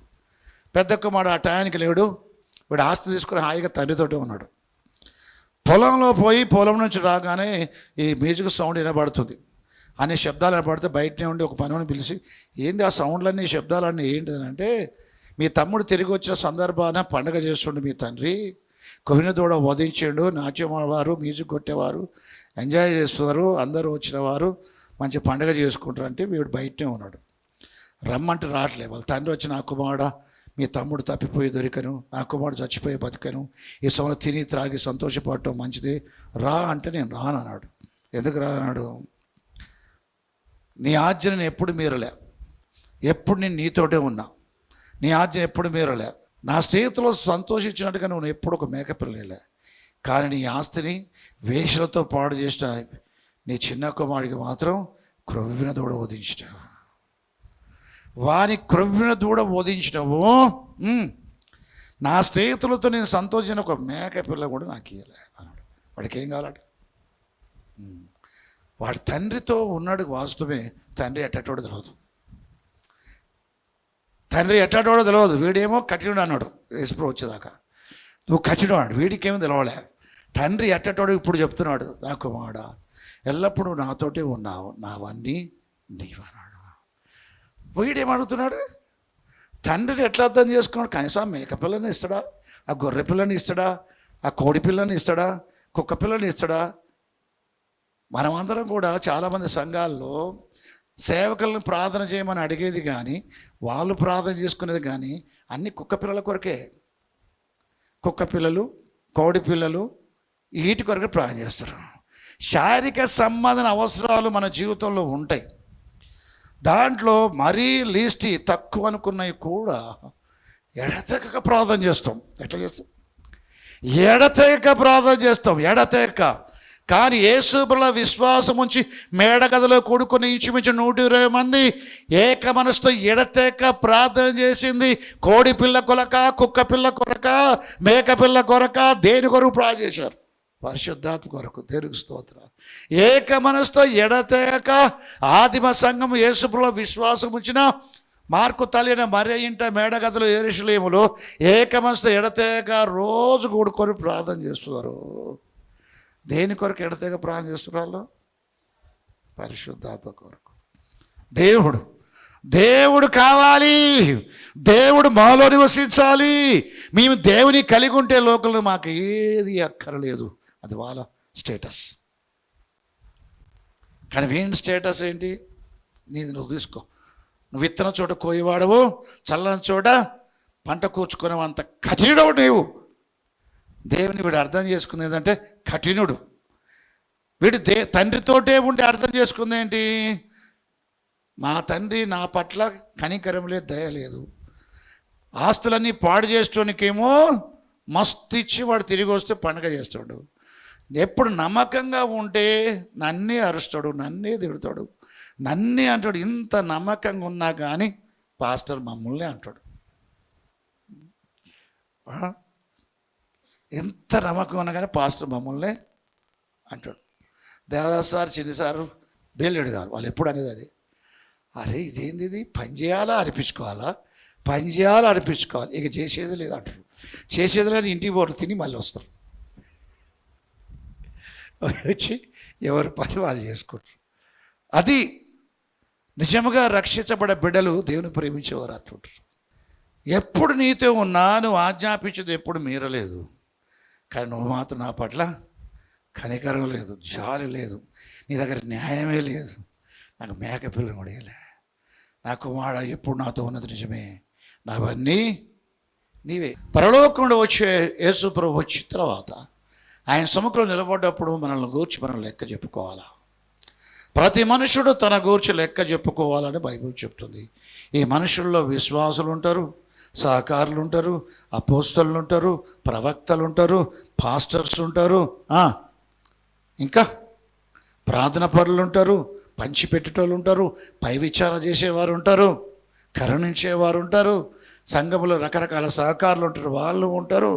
ఈ పరిచర్య వరాలలో కూడా 5 రకాల పరిచర్య వరాలు కూడా ఉంటారు. దేవుడు నీకు ఎటువంటి నిన్నే ఒక గిఫ్ట్గా ఇచ్చాడా సమాజానికి, లేకే విశ్వాస నీకు సేవకుడా నీకే గిఫ్ట్స్ ఇచ్చాడా? వీటన్నిటిని కూడా దేవుని చిత్తం భూమి నెరవేర్చబడటానికి మాత్రమే ఇచ్చాడు. కాబట్టి దేవుడి దగ్గర ఒక క్రమం ఉంది, ఒక సిస్టమ్ ఉంది. పరలోకములో ఒక సిస్టమ్ ఉంది, అదే పద్ధతిలో భూమి కూడా నెరవేర్చబడాలి. పరలోకములో సింహాసనాసుడై దేవుడు ఉన్నాడు.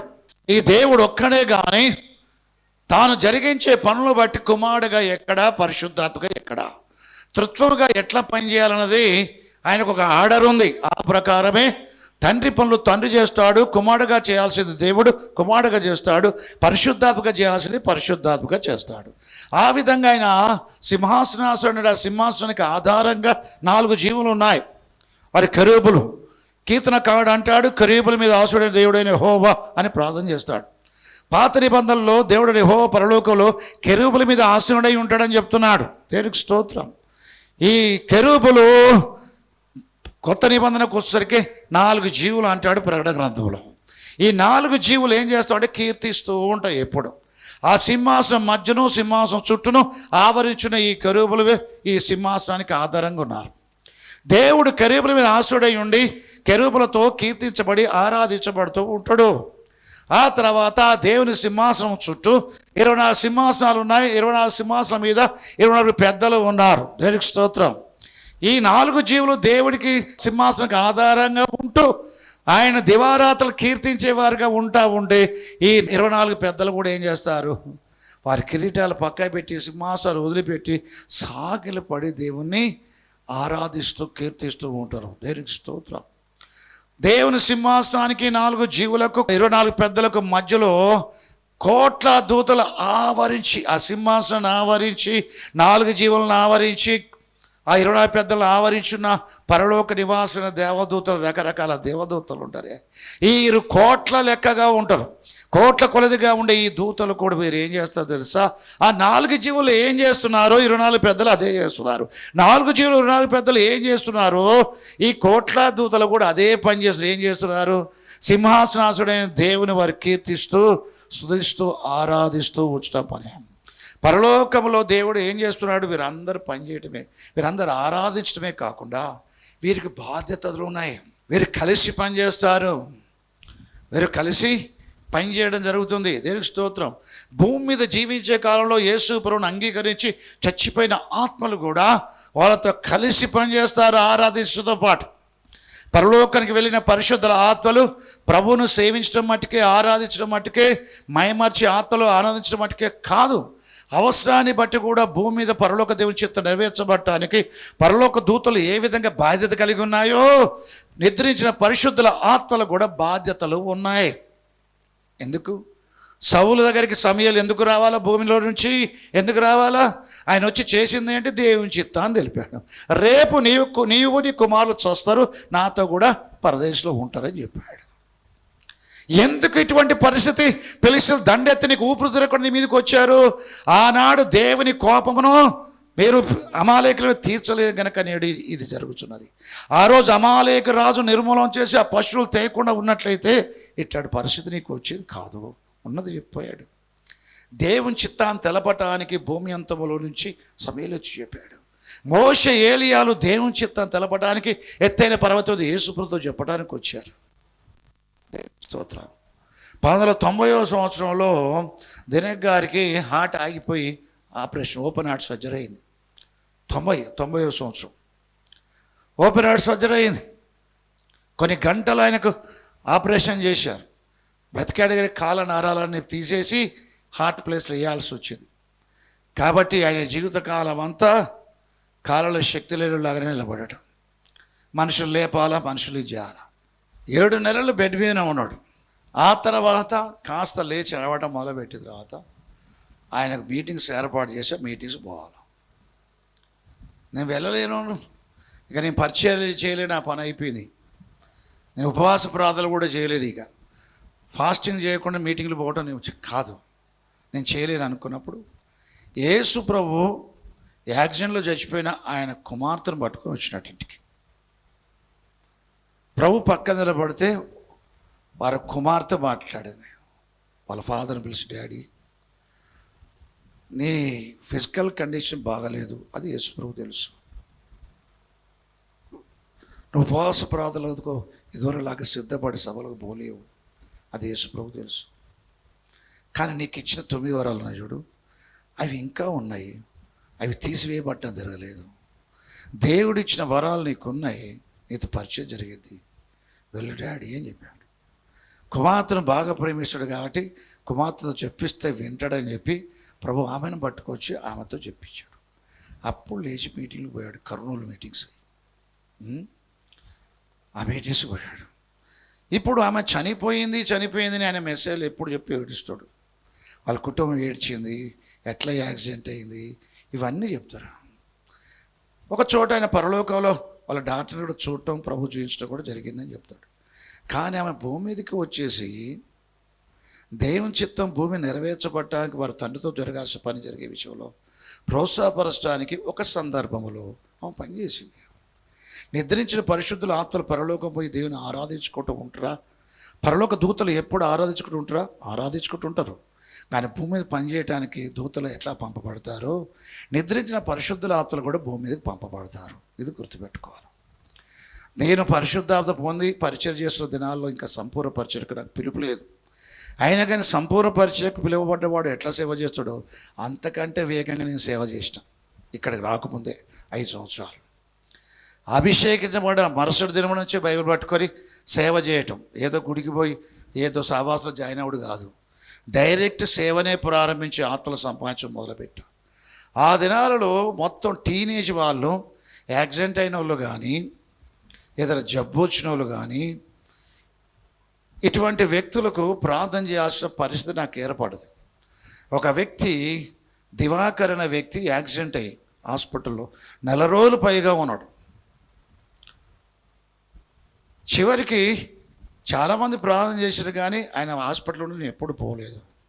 ఒకసారి వాళ్ళ మమ్మీ కలిసి, దివాకర్ హాస్పిటల్ అయ్యాను, ఒకసారి వచ్చి ప్రార్థన చేస్తే బాగుంటుంది అని మంచిది ఆలోచించరికి పరిశుద్ధాడు లీడింగ్ ఇస్తున్నాడు. సరే నేను వెళ్ళిన, ఆయనతో మాట్లాడి యేసుప్రభు గురించి మాట్లాడి బెడ్ మీద ఉండగానే హాస్పిటల్లోనే ప్రార్థన చేసి బయటకు వచ్చిన. చచ్చిపోయాడు. అందరూ ప్రార్థన చేసాడు, చచ్చిపోలే, కానీ నేను ప్రార్థన చేసి చచ్చిపోయాడు. అది అద్భుతం. దేవునికి స్తోత్రం. ప్రార్థన చేసి వచ్చిన చచ్చిపోయాడు ఆయన. వచ్చిన తర్వాత ఆయన చనిపోయాడని తెలిసింది. అదే నేను పోయి ప్రార్థన ఆయన చనిపోవడం ఏది అని బాధపడ్డా. నెక్స్ట్ మా ఇంటి ముందే ఒక అబ్బాయి ఉన్నాడు. ఆ ఇంటి వారు సింగరేణి కాలేజ్ జాబ్ చేసి వారి బంధువు పల్లెటూరులో ఉంటాడు. ఆ అబ్బాయికి 16-17 సంవత్సరాలు. జాండీస్ వచ్చినాయి, డాక్టర్స్ హోప్లెస్ అన్నారు, డిశ్చార్జ్ చేశారు, ఇంటికి పట్టుకోవచ్చు. వాళ్ళు ఒక్క మాట వచ్చి ప్రార్థన చేయమంటే నైట్ నేను 10 o'clock పోయాను. మార్నింగ్ 5 వరకు ఆయన బెడ్ దగ్గర ప్రార్థన చేస్తూనే ఉన్నా. సరిగ్గా 5 గంటలకు ఆయనతో ప్రార్థన చేయించిన, రక్షణ ప్రార్థన, పాపక్షేమ ప్రార్థన చేయించారు. పొద్దున 5 గంటల వరకు అక్కడ ఉండి ప్రార్థన చేస్తూనే ఉన్నా, ఆయనతో ప్రార్థన చేయించిన. చివరి నా కళ్ళ ముందే హా అని ప్రాణాలు పెట్టాడు. ఆ సీన్ చూసిన బాగా అనిపించింది. ఇంటికి పోయిన తర్వాత ప్రార్థన కూడికి రమ్మంటే నేను రానన్నా. నేను అలిగింది దేవుని మీద. ప్రార్థన చేస్తే చచ్చిపోయిన వాళ్ళు బ్రతకాల కానీ బతుకున్న వాళ్ళు చావడం ఏంటి? 3 ఇన్సిడెంట్లు జరిగినాయి. ఇంకొక అమ్మాయి, ఆమె చిన్న వయసు, ఆమెకి ప్రార్థన చేసిన, ఆమె చచ్చిపోయింది. ఈ విషయంలో బాధ అనిపించిన ఏకాంతం ఉన్నాడు. ప్రభువా, నీవు నన్ను వాడుకోమని అర్థమైపోయింది. ప్రార్థన చేస్తే చచ్చిపోతారు. ఎవరు రోగి అయి ఉంటే ప్రార్థన చేస్తే వాళ్ళు బాగా బతకాలి కానీ బతుకున్న వాళ్ళు చచ్చిపోతూ ఉన్నారు.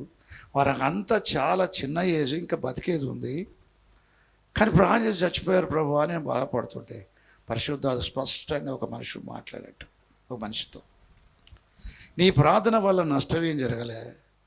నువ్వు ప్రార్థన చేయబోతు చచ్చి వాళ్ళు నరకానికి పోయేటోళ్ళు, వాళ్ళు ఎట్లా చచ్చిపోతారు? వాళ్ళు చచ్చిపోయే ముందు నువ్వు ప్రార్థన చేస్తావు. నరకానికి పోవాల్సిన వాళ్ళు పరలోకానికి వచ్చారు. కానీ నీ ప్రార్థనకు వాళ్ళు నరకం పోలేదు, పరలోకం వచ్చారు. నీ ప్రార్థన జవాబు. నెక్స్ట్ నువ్వు ప్రార్థన చేయటం వల్ల వారి ఆత్మలు పరలోకం రావటం మటుకే కాదు, చిన్న ఏజ్లో వచ్చారు. భవిష్యత్తులో ఈ అంచె దినాల్లో అంత్యకాల పరిచర్యలో నీకు సపోర్ట్గా ఈ ఆత్మలు ఉంటాయి, ఏంజల్స్ లాగా అన్నాడు. హల్లెలూయా.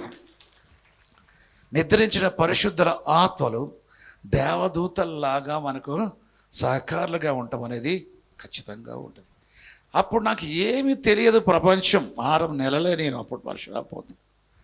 6వ దినాల్లో ప్రభు చెప్పిన మాట ఏంటి? నిద్రించిన పరిశుద్ధుల ఆత్మలు మనకు సహకారులుగా ఉంటారన్న మాట. హెబ్రీ పత్రిక 12వ అధ్యాయం 1-2 వచనాల్లో ఏం రాయబడింది? ఇంత గొప్ప సాక్ష్యము, ఏ గొప్ప సాక్ష్యము? 11వ అధ్యాయంలో హేబేలుతో స్టార్ట్ చేసిండు.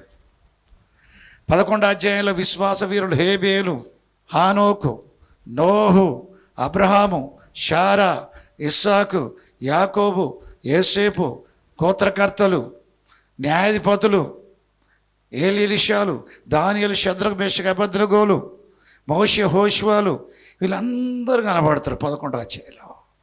ఈ 11వ అధ్యాయం కంటిన్యూషన్ 12వ అధ్యాయం. ఇంత గొప్ప సాక్ష్యమూహం, పాత నిబంధన కాల భక్తులందరినీ జ్ఞాపకం చేశాడు 11వ అధ్యాయంలో. ఇంత గొప్ప సాక్షి సమూహము మనల్ని మేఘం వలె ఆవరించినందున, మనల్ని మేఘం వలె ఆవరించినందున వాళ్ళు ఎక్కడ పోయారు? పరలోకన పోయింది వాస్తవే, కానీ భూమి మీద కూడా పనిచేస్తారు. పరలోకానికి పోయిన వారు పరలోకంలో దేవుని ఆరాధించడమే కాదు, అవసరాన్ని బట్టి మీ కుటుంబాల్లో పనిచేస్తారు, మీ జీవితాల్లో పనిచేస్తారు, సంఘంలో పనిచేస్తారు, దేవదాస్ గారు పనిచేస్తారు, బిఎల్రెడ్డి గారు పనిచేస్తారు.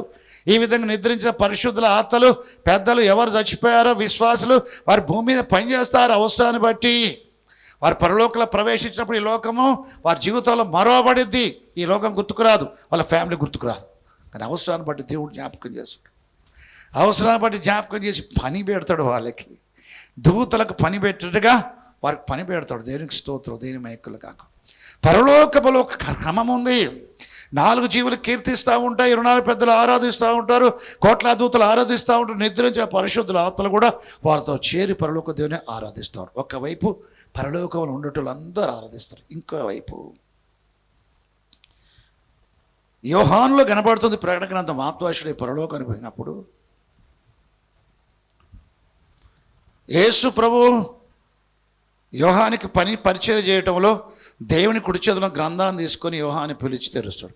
4 జీవులు కూడా పనిచేస్తున్నాయి. రమ్ము అని యోహాని, రా దగ్గరకు వచ్చి చూడు. గొర్రెపిల్ల మొదటి ముద్ర విప్పగానే ఉర్రు వంటి స్వరముతో ఆ 4 జీవులు ఒక జీవి యోహాన్ని పిలిచి, ఏ రమ్ము చూడు, రమ్ము వచ్చాడు. ఆ మొదటి ముద్ర విప్పగానే చదవబడు అని చూస్తున్నాడు. దానికి ఒక దర్శనం ఇచ్చి దాన్ని ఇంటర్ప్రిట్ చేయడం జరుగుతూ ఉంది. చూడండి, దేవుడు పనిచేస్తున్నాడు, జీవులు పనిచేస్తున్నాయి, ప్రభువు పనిచేస్తున్నాడు. ఏలో నివసించే పరిశుద్ధ దేవుడు సంభవించవలసిన ఆ గ్రంథంలో ఉన్నాయని చెప్పి పనిచేస్తున్నాడు. దేవుడు పనిచేస్తున్నాడు, దేని కుమారుడు గొర్రెపిల్ల పనిచేస్తున్నాడు. ఇలా ఉన్న పరిశుద్ధాత్మ పరలోకానికి పోయేటట్టుగా ఆత్మవిషయం తీసుకుపోయాడు. దేవుని కృచితలో ఉన్న గ్రంథములో నీకు చెప్పబడబోయే, తెలియపరచబడబోయే సంభవించే సంగతులు దాంట్లో ఉన్నాయని చెప్పి పరిశుద్ధాత్మ నడిపింపులో తెలియజేయబడ్డాయి. పరిశుద్ధాత్మ పనిచేస్తున్నాడు. 4 జీవులు అనే గ్రంథం తెరవగా రమ్మని చెప్తున్నారు. ఈ సంఘటనలో 2వ ముద్ర వేగ 2వ జీవి రమ్మని చెప్తున్నాడు, వచ్చి చూడమని చెప్తున్నాడు, వచ్చి చూడగా అని చెప్తా ఉంది బైబిల్. 3వ ముద్ర ఆయన విప్పగానే 3వ జీవి రా వచ్చి చూడంటాడు. చూడండి, దేవునికి స్తోత్రం. అంతేకాదు, ఈ 4 జీవులు పనిచేయటమే కాదు, హతసాక్షి పరిశుద్ధుల ఆత్మలు కూడా యేసు ప్రభు 2వ రాకడ భూమి మీద సంభవించటం అనేది ఆయన చిత్తం. నువ్వు రావాలని మనం పెట్టిన కండిషన్కి ఆయన రావట్లే. వస్తాని ఆయన చెప్పాడు. మొదటిసారి వస్తాని ఆయన చెప్పాడు ప్రవక్తల ద్వారా, 2వసారి వస్తాని కూడా ఆయనే చెప్పాడు ప్రవక్తల ద్వారా. రాయబడ్డ వాక్యాన్ని, ప్రవచన వాక్యాలను బట్టే మొదటిసారి వచ్చాడు. ఎవరి ద్వారా వస్తాడు, ఎక్కడికి వస్తాడు, వచ్చి ఏం చేస్తాడు, ఎందుకు వస్తాడు, ఆయన చెప్పినట్టుగా వచ్చాడు. 2వసారి కూడా ఆయన ఉద్దేశ ప్రకారం, ఆయన చిత్త ప్రకారమే వస్తాడు. గమనించాడు.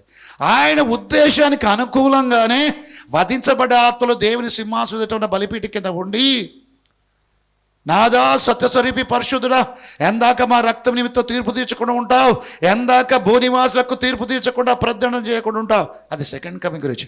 ఎప్పుడు పరలోకాన్ని విడిచిపెట్టి ఆర్భాటంతో, ప్రధాన శబ్దంతో, దేవుని బుర్రతో పరలోకానికి వెళుతావు, నీ ఉగ్రతను కనపరచడానికి భక్తులకు ప్రార్థన చేయడానికి రెండవ రాకడ ఎప్పుడు అని వాళ్ళు దేవుని చిత్తానుసారంగానే ప్రార్థన చేస్తున్నారు. సంభవించబోయే సంగతులన్నీ కూడా వధించబడ్డ పరిశుద్ధుల ఆత్మల ప్రార్థనలు బట్టే భూమి మీదకి వచ్చే తీర్పులు. దేవుని చిత్తం పరలోకంలో ఉన్న ఆత్మలు, చచ్చిపోయిన వారి ఆత్మలు కూడా భూమి మీద దేవుని చిత్తం నెరవేర్చబడటానికి పరలోకతో కలిసి పనిచేస్తున్నారు. ఆ గ్రంథం విప్పేవాడు ఎవడు లేడు. ఎవరు అని చెప్పడానికి బలిష్ట దూత ఏమంటున్నాడు? లేచి నిలిచి సింహాసనాసుని కుడిచిన గ్రంథాన్ని తీసుకొని విప్పటానికి యోగ్యుడు ఎవరు? పనిచేస్తున్నారు. సంభవించబోయే సంగతులు యోహాను తెలపడానికి బలిష్టమైన దూతలు హెల్ప్ చేస్తున్నారు, పనిచేస్తున్నారు. ఈయన ఏడుస్తూ ఉంటే 24 పెద్దలు ఒకళ్ళు లేచి ఏమంటున్నాడు తెలుసా? ఓ యోహాను ఏడవకము, దావీదుకు చిగురైన యోధా గోత్రస్వామి గ్రంథం తీసుకుని ఇప్పుడు యోగుడు అంటే భూమి మీద సంభవించ సంగతి తెలపడానికి తండ్రి పనిచేస్తున్నాడు, చేతుల గ్రంథం పనిచేస్తుంది, కుమారుడు పనిచేస్తున్నాడు, దూతలు పనిచేస్తున్నారు, పెద్దలు పనిచేస్తున్నారు, జీవులు సపోర్ట్ చేస్తున్నారు. ఈయనకు తెలపడే సంగతులకి హెవెన్లో ఎవరున్నారో అందరూ సపోర్ట్ చేస్తూ కలిసి పనిచేస్తున్నారు. అంటే భూమి మీద వాళ్ళకి ఎంత ఇంట్రెస్ట్ ఉందో మీరు చెప్పండి. ఇక్కడ యోహాను తెలపడిది జరగబోయే సంగతి తెలుపజేస్తా అని పిలిపించిండు. ఎక్కడ జరగబోయే సంఘటనలు? భూమి జరగబోయే సంఘటనలు. భూమి జరగబోయే సంగతులు తెలపడానికి పరిశుద్ధాత్ముడు వశునిగా చేసి పరలోక పట్టుకుపోయాడు. తండ్రి చేతుల గ్రంథాన్ని కుమారుడు తీసుకొని చూపెడుతున్నాడు. దాని సపోర్టుగా 4 జీవులు. విప్పక మునిపే బలిష్ట దూత ఎవడు విప్పటానికి యోగుడు అన్నాడు. పెద్దలు ఒకడు లేచి యోధా గోత్రస్వామి యోగుడు అన్నాడు. పరలోకలు ఎవరున్నారో అందరూ భూమి జరగబోయే సంఘటనల విషయంలో వారికి ఇంట్రెస్ట్ ఉన్నది. ఒక క్రమ ప్రకారంగా దేవుడు, దేని కుమారుడు, పరిశుద్ధాత్మ, జీవులు, పెద్దలు, నిద్రించిన హతసాక్షిణ ఆత్మలు, నిద్రించిన ఆత్మలు, దూతలు అందరూ పరలోకం భూమి మీద విఠల గారి కొరకు పనిచేస్తున్నాడు. జట్టన్న కొరకు పనిచేస్తున్నది. జీవులకు తెలుసా జట్టన్న అంటే తెలుసు, పెద్దలకు తెలుసా విఠల బరాడ తెలుసు, ఆ వధించబడ్డ ఆత్మలకు తెలుసా అబ్రాహాం రాజు అంటే తెలుసు. పరలోకానికి మనము తెలపబడిన వారం, ఎరగబడిన వారం. భూమి మీద నీ జీవితంలో జరిగే విషయాలు, నీకు జరుగుతున్న పరిచర్య, నీకు జరుగుతున్న పరిచర్య, నువ్వు నశించకుండా రక్షించబడటానికి సంఘం ఎట్లా ఉపయోగపడుతుంది, రేడియో ఎట్లా ఉపయోగపడుతుంది, టీవీ ఎట్లా ఉపయోగపడుతుంది, ఒక పుస్తకం ఎట్లా ఉపయోగపడుతుంది, ఒక క్యాసెట్ ఎట్లా ఉపయోగపడుతుంది, ఒక సేవకుడు ఎట్లా ఉపయోగపడుతున్నాడు, ఒక సభలు ఎట్లా ఉపయోగపడుతుంది, ఒక సండే ఆరాధన ఎట్లా ఉపయోగపడుతుంది, ఒక ఆల్ నైట్ ప్రేయర్ మీటింగ్ ఎట్లా ఉపయోగపడుతుంది, ఒక ఫాస్టింగ్ ప్రేయర్ ఎట్లా ఉపయోగపడుతుందో పరలోకం తొంగి చూస్తుంది. భూమి మీద పరలోకం ఈ ఆత్మలు కిందికి పోకుండా పైకి రావాలని మన అందరూ లక్ష్యం ఉంచి దేవునితో పాటు పరలోక నివాసులందరూ లక్ష్యం ఉంచి పనిచేస్తున్నారు. పరలోకం నిన్ను జాగ్రత్త తీసుకుంటుంది. బలిష్ట దూతలు జాగ్రత్త తీసుకుంటున్నారు. 4 జీవులు జాగ్రత్త తీసుకుంటున్నారు. బలిపీఠం మీద వధించబడే ఆత్మలు ఉన్నాయి, వారు పట్టించుకుంటున్నారు. దూతలు పట్టించుకుంటున్నారు. పరిశుద్ధాత్మలు పట్టించుకుంటున్నాడు. బైబిల్లో రాయబడ్డ ప్రవక్తల అపోస్తలు పట్టించుకుంటున్నారు. పరలోకం పట్టించుకుంటుంది. 1 పేతురు పత్రిక 1వ అధ్యాయం 12-13 వచనాలు చదవండి. 12వ వచనం 10 నుంచి చదువుతాను. మీకు కలుగా కృపను గూర్చి 2వ రాకడ పొందబోయే మహిమను గూర్చి ప్రవచించిన ప్రవక్తలు ఈ రక్షణను మహిమ శరీరంగా మార్చబడి దాని గురించి పరిశీలించు తమ యందు ఉన్న క్రీస్తు ఆత్మ, ప్రవక్తలలో ఉన్న క్రీస్తు ఆత్మ, క్రీస్తు విషయమైన శ్రమలను గూర్చి మొట్టమొదటి క్రీస్తు శ్రమలు, ఇక్కడ ఉన్నాడు యాంటీ క్రీస్తు, వాటి తర్వాత కలగబో మహిమలను గూర్చి, అది యేసు రాకడ ఇక్కడ ఇమిడింది, ముందుగా సాక్ష్యం ఇచ్చినప్పుడు ఆత్మ ప్రవక్తల యందున్న పరిశుద్ధాత్మ ఏ కాలము ఎట్టి కాలమును సూచించవచ్చునో దాన్ని విచారించి పరిశోధించురి. పరలోకం నుండి పంపబడ్డ పరిశుద్ధాత్మ వలన మీకు సువార్త ప్రకటించిన వారి ద్వారా మీకు ఇప్పుడు తెలపడిన ఈ సంగతుల విషయమై, పరిచర్య విషయమై తమ కొరకు గాను మీ కొరకే తాము పరిచర్య చేసే సంగతి వారికి బయలుపరచబడను, ప్రవక్తలకు బయలుపరచబడను. దేవదూతలు, పరలోకంలో దేవదూతలు ఈ కార్యములను తొంగి చూడగోరుచున్నారు. పరలోకం భూమి మీద జరుగుతున్న పరిచర్యను తొంగి చూస్తారు. భూమి మీద ఏం జరుగుతుందో తొంగి చూస్తారు. ఇజ్రాయెల్ ఇరాన్ వారిని తొంగి చూస్తారు. ఇరాన్లో లేరా దేవుడు ఏర్పరచుకున్నవారు? ఇజ్రాయెల్ లేరా దేవుడు ఏర్పరచుకున్నవారు? యుక్రెయిన్లో లేరా? రష్యాలో లేరా? పేరు కమ్యూనిస్ట్ కంట్రీ కానీ ఆడ ఉంది క్రైస్తవులు, Christian country Russia. Ukraine Christian country, America Christian country, England Christian country, France Christian country, Spain Christian country. కానీ ఇప్పుడు తారుమారవుతున్నాయి. లోకమును రక్షించటకు శరదారి వచ్చి ప్రభు ప్రాణమిచ్చి లేచాడే. ఏ లోకం కొరకు తన ప్రాణం ఇచ్చాడు, ఆ లోకాన్ని లక్ష్య పెడుతున్నాడు. లోక నివాసులు లక్ష్య పెడుతున్నాడు. ఈ భూమి మీద జరగబోయే తలపడానికి పరలోకాన్ని పిలిచి పరలోకం అంతా పనిచేస్తుంది. ఈ భూమి జరగబోయే విషయాలు పరలోక జోక్యం చేసుకొని ఉంది. దేవుని చిత్తం పరలోకం ఎట్లా నెరవేర్చబడుతుంది? ఒక ఆర్డర్ ఉంది, క్రమం. అదే చిత్తం భూమి మీద నెరవేర్చబడును గాక. దేనికి స్తోత్రం. మినిస్ట్రీ అంటే ఒక క్రమము, ఒక పద్ధతి, ఒక విధానం, దానికో ఉద్దేశం ఉంటుంది. సంఘము దానికి ఒక క్రమం, దానికి ఒక ఉద్దేశం, దేవుని యొక్క భవిష్యత్ ప్రణాళిక దానిపై ఆధారపడింది. సంఘాన్ని నేను చీప్గా చూడను. ఎందుకు తెలుసా? బైబిల్ ఏం చెప్తుంటే ఆయన శరీరం అని చెప్తుంది. ఎవరండి? యేసు ప్రభు శరీరం. సంఘం అంటే ఆయన శరీరం. 5 లక్షల రూపాయలు పెట్టి కొనుక్కుంది కాదు. ఆ రోజు 3.5 లక్షలు కొన్నాం. అంటే ఇప్పుడు సంఘం ఖరీదు 3.5 లక్షల అంటే సరే 3 కోట్లు అనుకో, 30 కోట్లు. సంఘం ఖరీదు 30 కోట్ల. ఆయన రక్తబీ సంపాదన సంఘం, ఆయన శరీరము. దీని విలువ దేవుడు అంతా ఎంత ఎంత దేవుడు అంతా. నేను మొన్న హుస్నాబాద్లో చెప్పిన పాస్టర్స్కి, సహజంగా పాస్టర్ల బలహీనతలు నాకు తెలుసు. కొంతవరకు నాకు తెలిసిన పరిధిలో సరిచేయటాన్ని పరిచయం చేస్తూ అపోస్తలుడు పౌలు చెప్పిన మాట జ్ఞాపకం చేశా. పిల్లలు కాదు కదా తల్లిదండ్రుల కొరకు ఆస్తి కూర్చోదగినది, తండ్రులే కదా పిల్లల కొరకు ఆస్తి కూర్చోదగినది. కాబట్టి నేను మీ ఆత్మీయ తండ్రిని, క్రీస్తునందు సువార్త వల్ల కొరింథీ సంఘమని నేను కన్నాను గనక మీరు నా పిల్లలు. మీ కొరకే నాకు కలిగింది మీ ఆత్మల కొరకు వ్యయపరుస్తా, నన్ను నేను వ్యయపరచుకుంటా. ఈ మాట చెప్పేమనుకో, మీ సొత్తును కాదు మిమ్మునే నేను కోరుచున్నాను. సొత్తు మిమ్ము, ఈ రెండింటి డిఫరెన్స్ చెప్పిన వాళ్ళకి. మీ సొత్తును కాదు మిమ్మల్ని కోరుచున్నాను. నాకు కలిగిందంతా మీ ఆత్మల కొరకు ఖర్చు పెడతా. వ్యయపరుస్తా అంటే ఖర్చు పెడతా, నన్ను నేనే వ్యయపరుచుకుంటా అన్నాడు. సువార్తను అర్థం చేసుకున్న వ్యక్తి ఈ పౌలు. యేసు ప్రభువు తనకున్నది ఖర్చు పెట్టడం, తననే ఖర్చు పెట్టుకోవటం గురించి ఈ అపోస్తుడికి అర్థమైంది. అది పాస్టర్స్కి అర్థం కావాలని చెప్పిన. నువ్వు ఒక వ్యక్తిని ఇష్టపడేది ఎందుకు? ఒక వ్యక్తి ఇంటికి పోయేది ఎందుకు? హౌస్ విజిటింగ్ చేస్తారు కదా సేవకులారా మీరు అని అడిగినా. హౌస్ విజిట్ ఎందుకు చేస్తారు మీరు? ఎవరి మంత్ స్టార్టింగ్ వీక్ చేస్తారా, ఎండింగ్ వీక్ చేస్తారా? చెప్పండి. సేవకులు నెలలో మొదటి వారం మీ ఇంటికి వస్తారా, చివరి వారం వస్తారా? చెప్పండి. మొదటి వారం వస్తారు. మీరు ఫస్ట్ వీకే ఎందుకు పోవాలా? లాస్ట్ వీక్ పోతే పరిచయం జరగదా అని అడిగిన. వాళ్ళు నవ్వుతున్నారు. ఒక ఆయన అక్కడుండి ఇట్లా అంటాడు, ఫస్ట్ వీక్ పోయేది ఎందుకంటే కలెక్షన్ కొరకు అని ఆయన అంటాడు. ఆయన మంచి దేవునికి స్తోత్రం. అంటే మీరు ఆ ఇంటికి పోయేది ఆ ఇంటి వారి ఆత్మల మీద ఆసక్తితో కాదు, కానీ వాళ్ళు ఇచ్చేదాన్ని బట్టి నువ్వు పోతున్నావు కదా. కానీ పౌలు ఉద్దేశించడానికి మీరు వ్యతిరేకంగా ఉన్నారు. మీ సొత్తును కాదు, అంటే మీరు ఇచ్చేదాన్ని బట్టి కాదు, నేను మిమ్మల్ని ప్రేమిస్తున్నాను, నేను మిమ్మల్ని కోరుకుంటున్నాను. మీరు నాకు కావాలి, నా దేవునికి కావాలి. మీ సొత్తును కాదు మిమ్మల్ని కోరుచున్నాను అన్నాడు. చూడండి దేవునికి స్తోత్రం.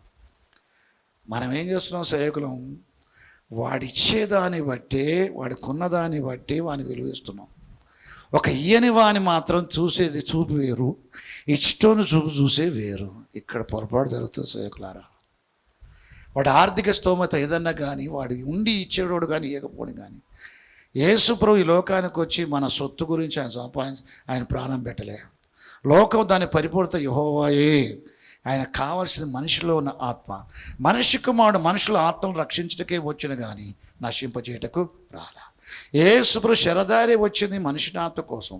ఆయన అవమానపరచబడింది, హింసించబడింది, దిగంబడిగా చేయబడింది, చెంపదెబ్బలు తిన్నది, ఆయన ముండ్లకీడం పెట్టబడింది, కొడాలతో కొట్టబడింది, మ్రాణి మోసింది, కాలువచలు మేకలు కొట్టబడింది, ఉమ్మివేయబడింది, ప్రక్కల బల్లెంతో పొడవబడింది, కొడాలతో కొట్టబడి వీపంతో చీల్చబడింది, చచ్చిపోయింది.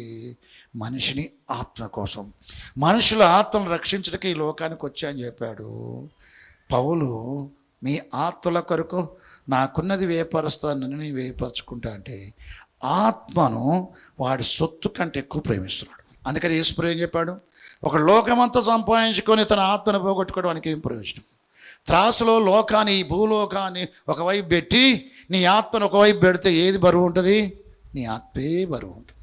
లోకమంతా నేను ఆఫ్రికా నాదే, ఐరోపా నాదే, నార్త్ అమెరికా నాదే, సౌత్ అమెరికా నాదే, అంటార్కిటా నాదే, ఆసియా నాదే, ఆస్ట్రేలియా నాదే, అన్ని ఐలాండ్స్ నాయే, సర్వలోకాన్ని సంపాదించుకొని నా ఆత్మను పోగొట్టుకుని నాకేం ప్రయోజనం? అంటే సర్వలోకం కంటే నీ ఆత్మ విలువైంది. చెప్పండి, సర్వలోకం కంటే. కొంతమంది ఒక్క ఫ్లాట్ కాడ కొట్టుకొని ఒకడు మర్డర్ అయిపోతాడు. ఏమండి, ఒక మనిషి కంటే ఆ ఫ్లాట్ విలువ అంటున్నాడు. ఆస్తుల కంటే కొట్టుకుంటారే, ఆ మనిషి కంటే ఈ ఆస్తి విలువ ఎక్కువ అంటున్నాడు. కాశ్మీర్ కొరకు కొట్టుకుంటామే, ఎంతోమంది చచ్చిపోవాలి సైనికులు ఈ వారిలో. అది మాది. సచ్చే మనిషి ఆత్మ విలువ కంటే అది ఎక్కువ కాదు. దేనికి స్తోత్రం. అరుణాచల్ ప్రదేశ్లో ముందుకు వచ్చేసుడు చేరవాడు. తైవాన్ కావాలంటాడు, ఇంకేదో కావాలంటాడు, రష్యా కూడా ఏదో కావాలంటాడు. సర్వలోకాన్ని నీ ఆత్మకు సమానమైన విలువ కాదు. కాబట్టి ఇది గ్రహించిన పౌలు ఏం చేసాడు తెలుసు? మీ సొత్తు కాదు మీ ఆత్మ. పాస్టర్స్, మీరు హౌస్ విజిటింగ్ ఎందుకు చేస్తారు? ఎవడికి ఎట్లా విలువ ఇస్తారు? దేని బట్టి విలువ ఇస్తారు? వాడిచ్చేదాన్ని బట్టే. అవునట, తలూపుతున్నాడు ఆయన మల్లేశం గారు. వాడిచ్చేదాన్ని బట్టి విలువ ఇస్తారు. ఒక వ్యక్తికి విలువని ఇచ్చేది. ధనవంతుని ఆత్మ విలువ ఎంతో, లాజరు ఆత్మ విలువ కూడా అంతే. దేవుడు ఏం చేస్తున్నాడు?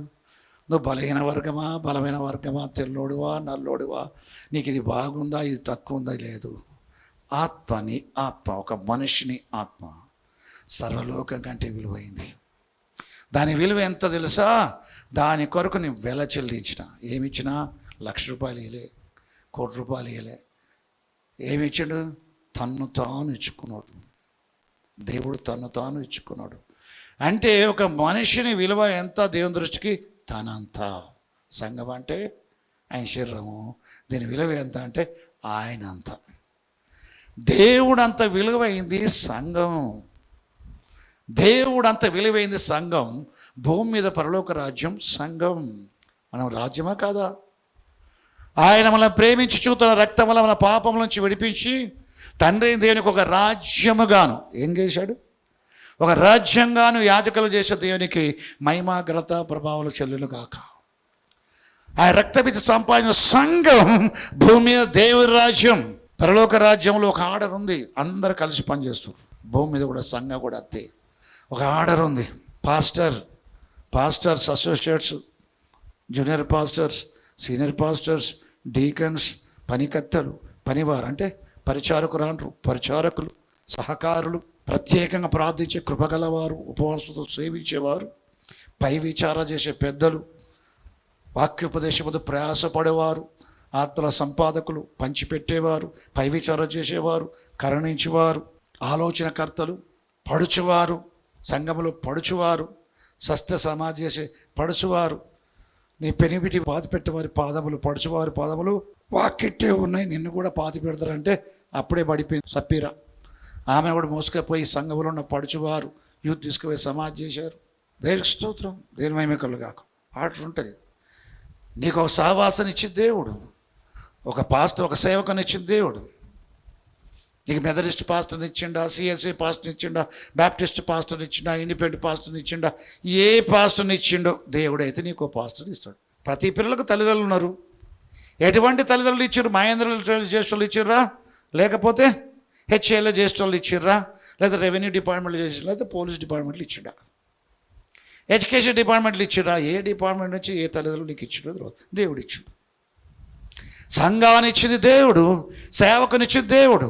మీకే వరములుగా దేవుడు సేవకునిచ్చాడు. ఒకరికి ఇస్తాడు. పౌలుకి ఇచ్చిన వారికి కొందరికి పౌలుని ఇస్తే కొందరు పేతురు ఇచ్చాడు, కొందరు యోహాన్ని ఇచ్చాడు, ఐగుప్తు దేశపురంలో మార్క్ ఇచ్చాడు. అట్లా దేవుడిచ్చాడు. దేవుడిచ్చే సంఘ విషయంలో నువ్వు ఎట్లా వ్యవహరించడం లెక్క ఉంటుంది. నీకు అప్పగించబడి ఆత్మ విషయమై కాపరి, పాస్టర్, సువార్తికుడా, అపోస్తలుడా, ప్రవక్త, నీ బాధ్యత విషయం లెక్క ఉంటుంది, చెప్పుకోవాలి. ఏ సేవకునికి మిమ్మల్ని అప్పచెప్పానో, ఏ సావాసం మేము అప్పచెప్పానో ఆ విషయంలో నీకు ఇవ్వబడ్డదాన్ని తువ్వి పాతి పెట్టినవా? కఠినుడవు, విత్తన చోటు కోయివాడవు అని చెప్పి లెక్క చెప్పేటప్పుడు అట్లా చెప్తావా? దేవునికి స్తోత్రం. నీకు ఆశామాషిగా ఉండొచ్చు సంఘ జీవితం, కానీ దేవుడికి లేదు. అట్లా ఖచ్చితంగా లెక్క అడుగుతాడు. మనలో ప్రతివాడు తన గురించి లెక్క చెప్పుకోవటానికి ఆయన న్యాయపీఠం ముందు, క్రీస్తు న్యాయపీఠం ముందు నిలుతుము. 2 కొరింథీ పత్రిక 15 అధ్యాయం 11 రాయబడింది. రోమపత్రిక కూడా రాయబడింది, చదవక్కర్లేదు. మనలో ప్రతి ఒక్కడు తన గురించి లెక్క చెప్పుకోడు దేవుని న్యాయపీఠం ముందు నిలబడతాం. దేవునికి స్తోత్రం. దేవుని ప్రేమించే వారి కొరకు ఏవి సిద్ధపరచడో ముందు తెలిస్తే నీకు ఇచ్చిన మీనాను ఖర్చు పెట్టి ఇదిగో 10 మీనాలు అంటాం. దేవుని ప్రేమించే నీ కొరకు ఏవి సిద్ధపరచాడో నీలోన పరిశుద్ధాత్మ నీకు తెలియజేస్తే ఇదిగో నీవు ఇచ్చిన మీనా నేను ఖర్చు పెట్టినా దానివల్ల 5 సంపాదించిన ప్రభువా దేవునికి స్తోత్రం. ఇదిగో నువ్వు ఇచ్చిన మీనాను కఠినుడు నీకు ఇస్తున్నా తీసుకో. అది ఊడబెరికి ఉన్నోనికి ఇచ్చి వీని తీసుకుపోయి నరికించి వేషధాలతో పాటు ఆ చీకటి త్రోసేయండి రా అంటాడు. అంతే. అక్కడ ఏడుపు పండ్లు కొరకు తప్ప ఏముండదు. ఆనందం చెప్పనాశకం ఆనందం అక్కడ ఉండదు. అక్కడ ఏముంటుంది? ఏడుపు పండ్లు కొరుకుట, పడపడ పండ్లు కొరుకుతారు, ఏడుస్తారు. లాభం ఏముంది. దేవునికి స్తోత్రం. హల్లెలూయా. ఆయన ప్రేమించే మన కొరకు ఆయన సిద్ధపరిచింది. బైబిల్ కాలంలో అపోస్తలులతో బోధించబడ్డారు కాబట్టి వాళ్ళు తుదమట్టుకు రక్షణ కొనసాగించుకున్నారు. వారు తుదమట్టుకు పరిశుద్ధంగా జీవించారు. తుదమట్టుకు ప్రేమ గలవారై ఉన్నారు. తుదమట్టుకు క్షమాబుద్ధి కలిగి ఉన్నారు. ఇతరులు క్షమించేవారు. తుదమట్టుకు ఇతరులు సహించేవారుగా ఉన్నారు. ఈ తుదమట్టుకు మేలు చేసేవారుగా ఉన్నారు. తుదమట్టుకు ఉపకారాలు చేసేవారుగా ఉన్నారు. తుదమట్టుకు ప్రయాసపడేవారుగా ఉన్నారు. తుదమట్టుకు అవసరమైతే ప్రాణాలని లెక్క చేసేలోని ప్రాణాలనే ప్రభువు కొరకు సాక్షిగా ఉండటానికి ఇచ్చిన వారుగా ఉన్నారు. కారణం ఏం తెలుసా? ఉన్నది ఏంటో వాళ్ళకి తెలుసు. ఆయన ప్రేమించి మన కొరకు ఏవి సిద్ధపరిచాడో వాళ్ళకి తెలుసు. దేవుడు తను ప్రేమించే వారి కొరకు సిద్ధపరచుది మామూలు విషయం కాదు. యేసు ప్రభు మహిమేశ్వరతో వచ్చినప్పుడు, సమస్త దూతతో వచ్చినప్పుడు, ఆయన సింహాసనం ఎదుట మనుషులందరూ పోగు చేయబడ్డప్పుడు, విశ్వాసన వారి కుడివైపున అవిశ్వాసన వారి ఎడవైపున నిలబడ్డప్పుడు, భక్తిల పురుద్ధన తర్వాత జరగబోయేది ఇది. వాళ్ళు లేపబడి దయ్యంలాగా ఉంటారు. కుడివైపు ఉన్న వారు వృత్తిలోంచి లేపబడి యేసు ప్రభులాగా ఉంటారు. ఆ కుడివైపున ఉన్నవారు చూచి నా తండ్రి చేత ఆశించబడవారులారా రండి, రండి, లోకం పుట్టిన మొదలుకొని మీ కొరకు సిద్ధపరచబడ్డ రాజ్యాన్ని దేవుని రాజ్యాన్ని స్వతంత్రించుకోండి. సిద్ధపరచబడిన దేవుని ప్రేమించే వారి కొరకు దేవుడు సిద్ధపరిచింది ఏంటి? రాజ్యం. ఆ రాజ్యంలో కరువు ఉందా? ఖడ్గం ఉందా? తెగులుందా? కన్నీళ్ళుందా? బాధ ఉందా? వస్త్రహీనత ఉందా? చదువుకోవాలా? మూట మోయాలా? డ్యూటీకి వెళ్ళాలా? పెళ్ళిళ్ళు చేసుకోవాలా? పిల్లలు కావాలా? హాస్పిటల్ చుట్టూ తిరగాలా? బేబీని పట్టుకొని బేబీ పుట్టకముందు తిరగాల, బేబీ పుట్టినాక తిరగాల. ఏం బాధలు సిరి బ్రదర్ గారిని. ఆయన రాజ్యంలో మహిమతో ఉంటావు, ఇవన్నీ ఉండవు. నా తండ్రి చేత ఆశించబడవారులారా, ఆయన చేత ఆశించబడవాడే మృతుల్లోంచి లేస్తాడు. ఆయన చేత ఆశించబడవాడే మహిమలో మార్చబడతాడు. ఆయనతో ఆశించబడవాడే కుడివైపు నిలబడతాడు. ఆయనతో ఆశించబడేవాడి కొరకే ఈ లోకం పుట్టిన వరకు దేవుని రాజ్యం సిద్ధపరచుకో పని పెట్టుకొని ఉన్నాడు. స్థలము సిద్ధపరచ వెలుచున్నాను. నా తండ్రి వద్ద అనేక నివాస స్థలాలు ఉన్నాయి, లేకపోతే చెప్తా సిద్ధపరచ వెలుచున్నాను. ఆడాం కాలం నుంచి సిద్ధపరచుడు. లోకం పుట్టిన మొదలుకొని ఆయన సిద్ధపరుస్తున్నాడు. రిచర్డ్స్ కొరకు సిద్ధపరుస్తున్నాడు, ప్రతిభ కొరకు సిద్ధపరుస్తున్నాడు, ప్రమోద్ కొరకు సిద్ధపరుస్తున్నాడు. ఆయన వెనక బెంచ్లో కూర్చున్నా నాకు పేరు తెలవని వాళ్ళు కూడా సిద్ధపరుస్తున్నాడు. ఆయన చెప్తున్నమాట, రండి, లోకం పుట్టింది మొదలుకొని. ఎప్పటి నుంచి? లోకం పుట్టింది మొదలుకొని మీ కొరకు సిద్ధపరచబడిన దేవుని రాజ్యాన్ని స్వతంత్రించుకోండి. ఆయన ప్రేమించే వారి కొరకు ఏమి సిద్ధపరిచాడు? దేవుని రాజ్యం. అక్కడ ఆకలి ఉండదు, దాహం ఉండదు, వస్త్రహీనత ఉండదు, డాక్టర్తో పని లేదు, జ్వరం రాదు, పెద్ద కడుపు నొప్పి కాదు, తలనొప్పి కాదు, గుండె జబ్బులు కాదు, క్యాన్సర్లు కాదు, కిడ్నీ ట్రబుల్స్ కాదు, ఇట్లాంటి కాదు, జ్వరం కూడా రాదు. ఈ జ్వరం వచ్చే శరీరం, జ్వరం రాని శరీరం, పునరుద్ధరణ. జాబ్ అవసరం లేనిది, చదువు అనవసరం లేని శరీరం అండి మనకిచ్చేది. ముసలితనం రానిది శరీరమే, చావు లేనిది మనకి ఇవ్వబోయే శరీరం. ఆ శరీరముతో, అక్షయ శరీరముతో అక్షయ దేవుని రాజ్యంలో మనం ఉంటాం. సిద్ధపరిచాడు. ఏవి సిద్ధపరిచినో నువ్వు చూసినావా? కంటికి కనబడలే, చెవికి వినబడలే, మనిషి హృదయకి అర్థం కాలే, కానీ నీకు నాకు తన ఆత్మలో బయలుపరచాడు. బైబిల్లో రాయబడ్డది. నీకు చదవచ్చినా రాకపోయినా పరిశుద్ధాత్మ ఉంటే నీకు తెలవబడింది. నీ కొరకు రాజ్యం సిద్ధపరచబడి ఉన్నది. నీ కొరకు సిద్ధపరచబడినది. ఆ రాజ్యం స్వంతరించుకోవడానికి ఇంకోటి సిద్ధపరిచాడు. మొదటి పేతురు పత్రిక 1వ అధ్యాయం 3వ వచనం. మృతుల్లో నుండి యేసుక్రీస్తు తిరిగి లేచడం వలన దేవుడు ఏం చేస్తున్నాడు? యేసు ప్రభు చనిపోయి లేచినందున జీవంతో కూడా నిరీక్షణ మనం కలగజేస్తున్నాడు. ఏంటి ఆ జీవంతో కూడా నిరీక్షణ? అక్షయమైన నిర్మలమైనది వాడబారిన స్వాస్థ్యం. అక్కడ కాపం. యేసు ప్రభు మృతులోంచి లేవటం వల్ల దేవుడు క్రీస్తులో విశ్వాసం ఉంచిన వారికి ఏది ఇస్తాడట? స్వాస్థ్యం ఇస్తాడు. ఏమిస్తాడు? యేసు క్రీస్తు నందు మనకు స్వాస్థ్యాన్ని అనుగ్రహిస్తాడు. క్రీస్తులోని విశ్వాసాల పరిశుద్ధపరచబడ వారికి, పరిశుద్ధపరచబడ వారిలో దేవుడు స్వాస్థ్యమును అనుగ్రహించటకు సమర్థుడు అని పౌలు అపోస్తలుల 20వ అధ్యాయంలో తన ప్రసంగంలో చెప్పాడు. పాస్టర్కు చేసే ఉపదేశంలో పరిశుద్ధపరచబడిన వారిలో దేవుడు స్వాస్థ్యాన్ని అనుగ్రహించటకు పరిశుద్ధపరచబడేది ఎక్కడ? క్రీస్తు యేసునందు పరిశుద్ధపరచబడిన వారమై పరిశుద్ధులుగా ఉంటూ పిలువబడ్డాం. 1 కొరింథీ 1వ అధ్యాయం 1-2 వచనాలు. యేసు ప్రభువుల విశ్వాసం వలనే ఆయన యందు మాత్రమే ఆయన రక్తం వల్ల మనం పరిశుద్ధపరచబడి జరిగింది. ఆయన రక్తంలో కడగబడ్డ వారి ఆయన పరిశుద్ధాత్మ పరిశుద్ధపరచడం జరిగింది. ఆయనలో పరిశుద్ధపరచబడ వారి ఆయన వాక్యం వల్ల పరిశుద్ధపరచడం జరిగింది. ఆయన నామందు పరిశుద్ధపరచడం జరిగింది.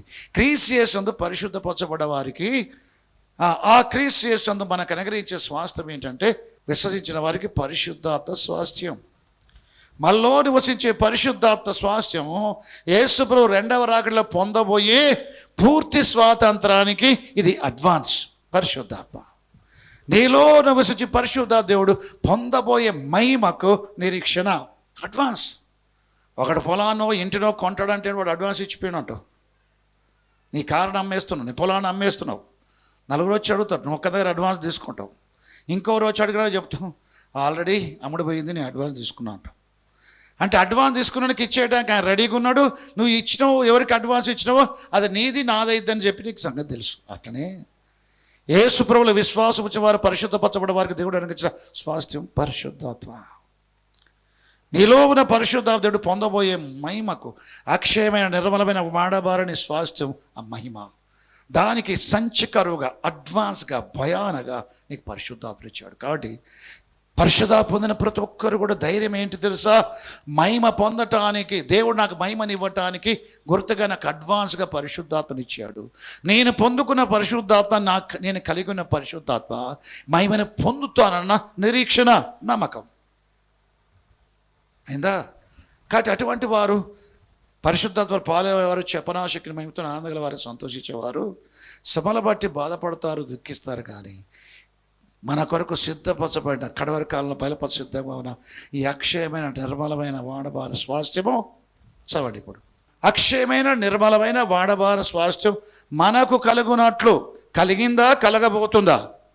కలగబోతుంది. అక్షయమైన నిర్మలమైన వాడబార స్వాస్థ్యం మనకు కలుగునట్లు దేవుడు తన విశేష కనికరము చొప్పున మనలను మరలా జన్మింపజేసిన మన ఆత్మల్ని రక్షించడం. యేసు ప్రభు చనిపోయి లేవటం వల్లనే, ఆయన నా కొరకు చనిపోయి లేచడం నమ్మటం వల్ల నీ ఆత్మను రక్షిస్తున్నాడు. ఎందుకు?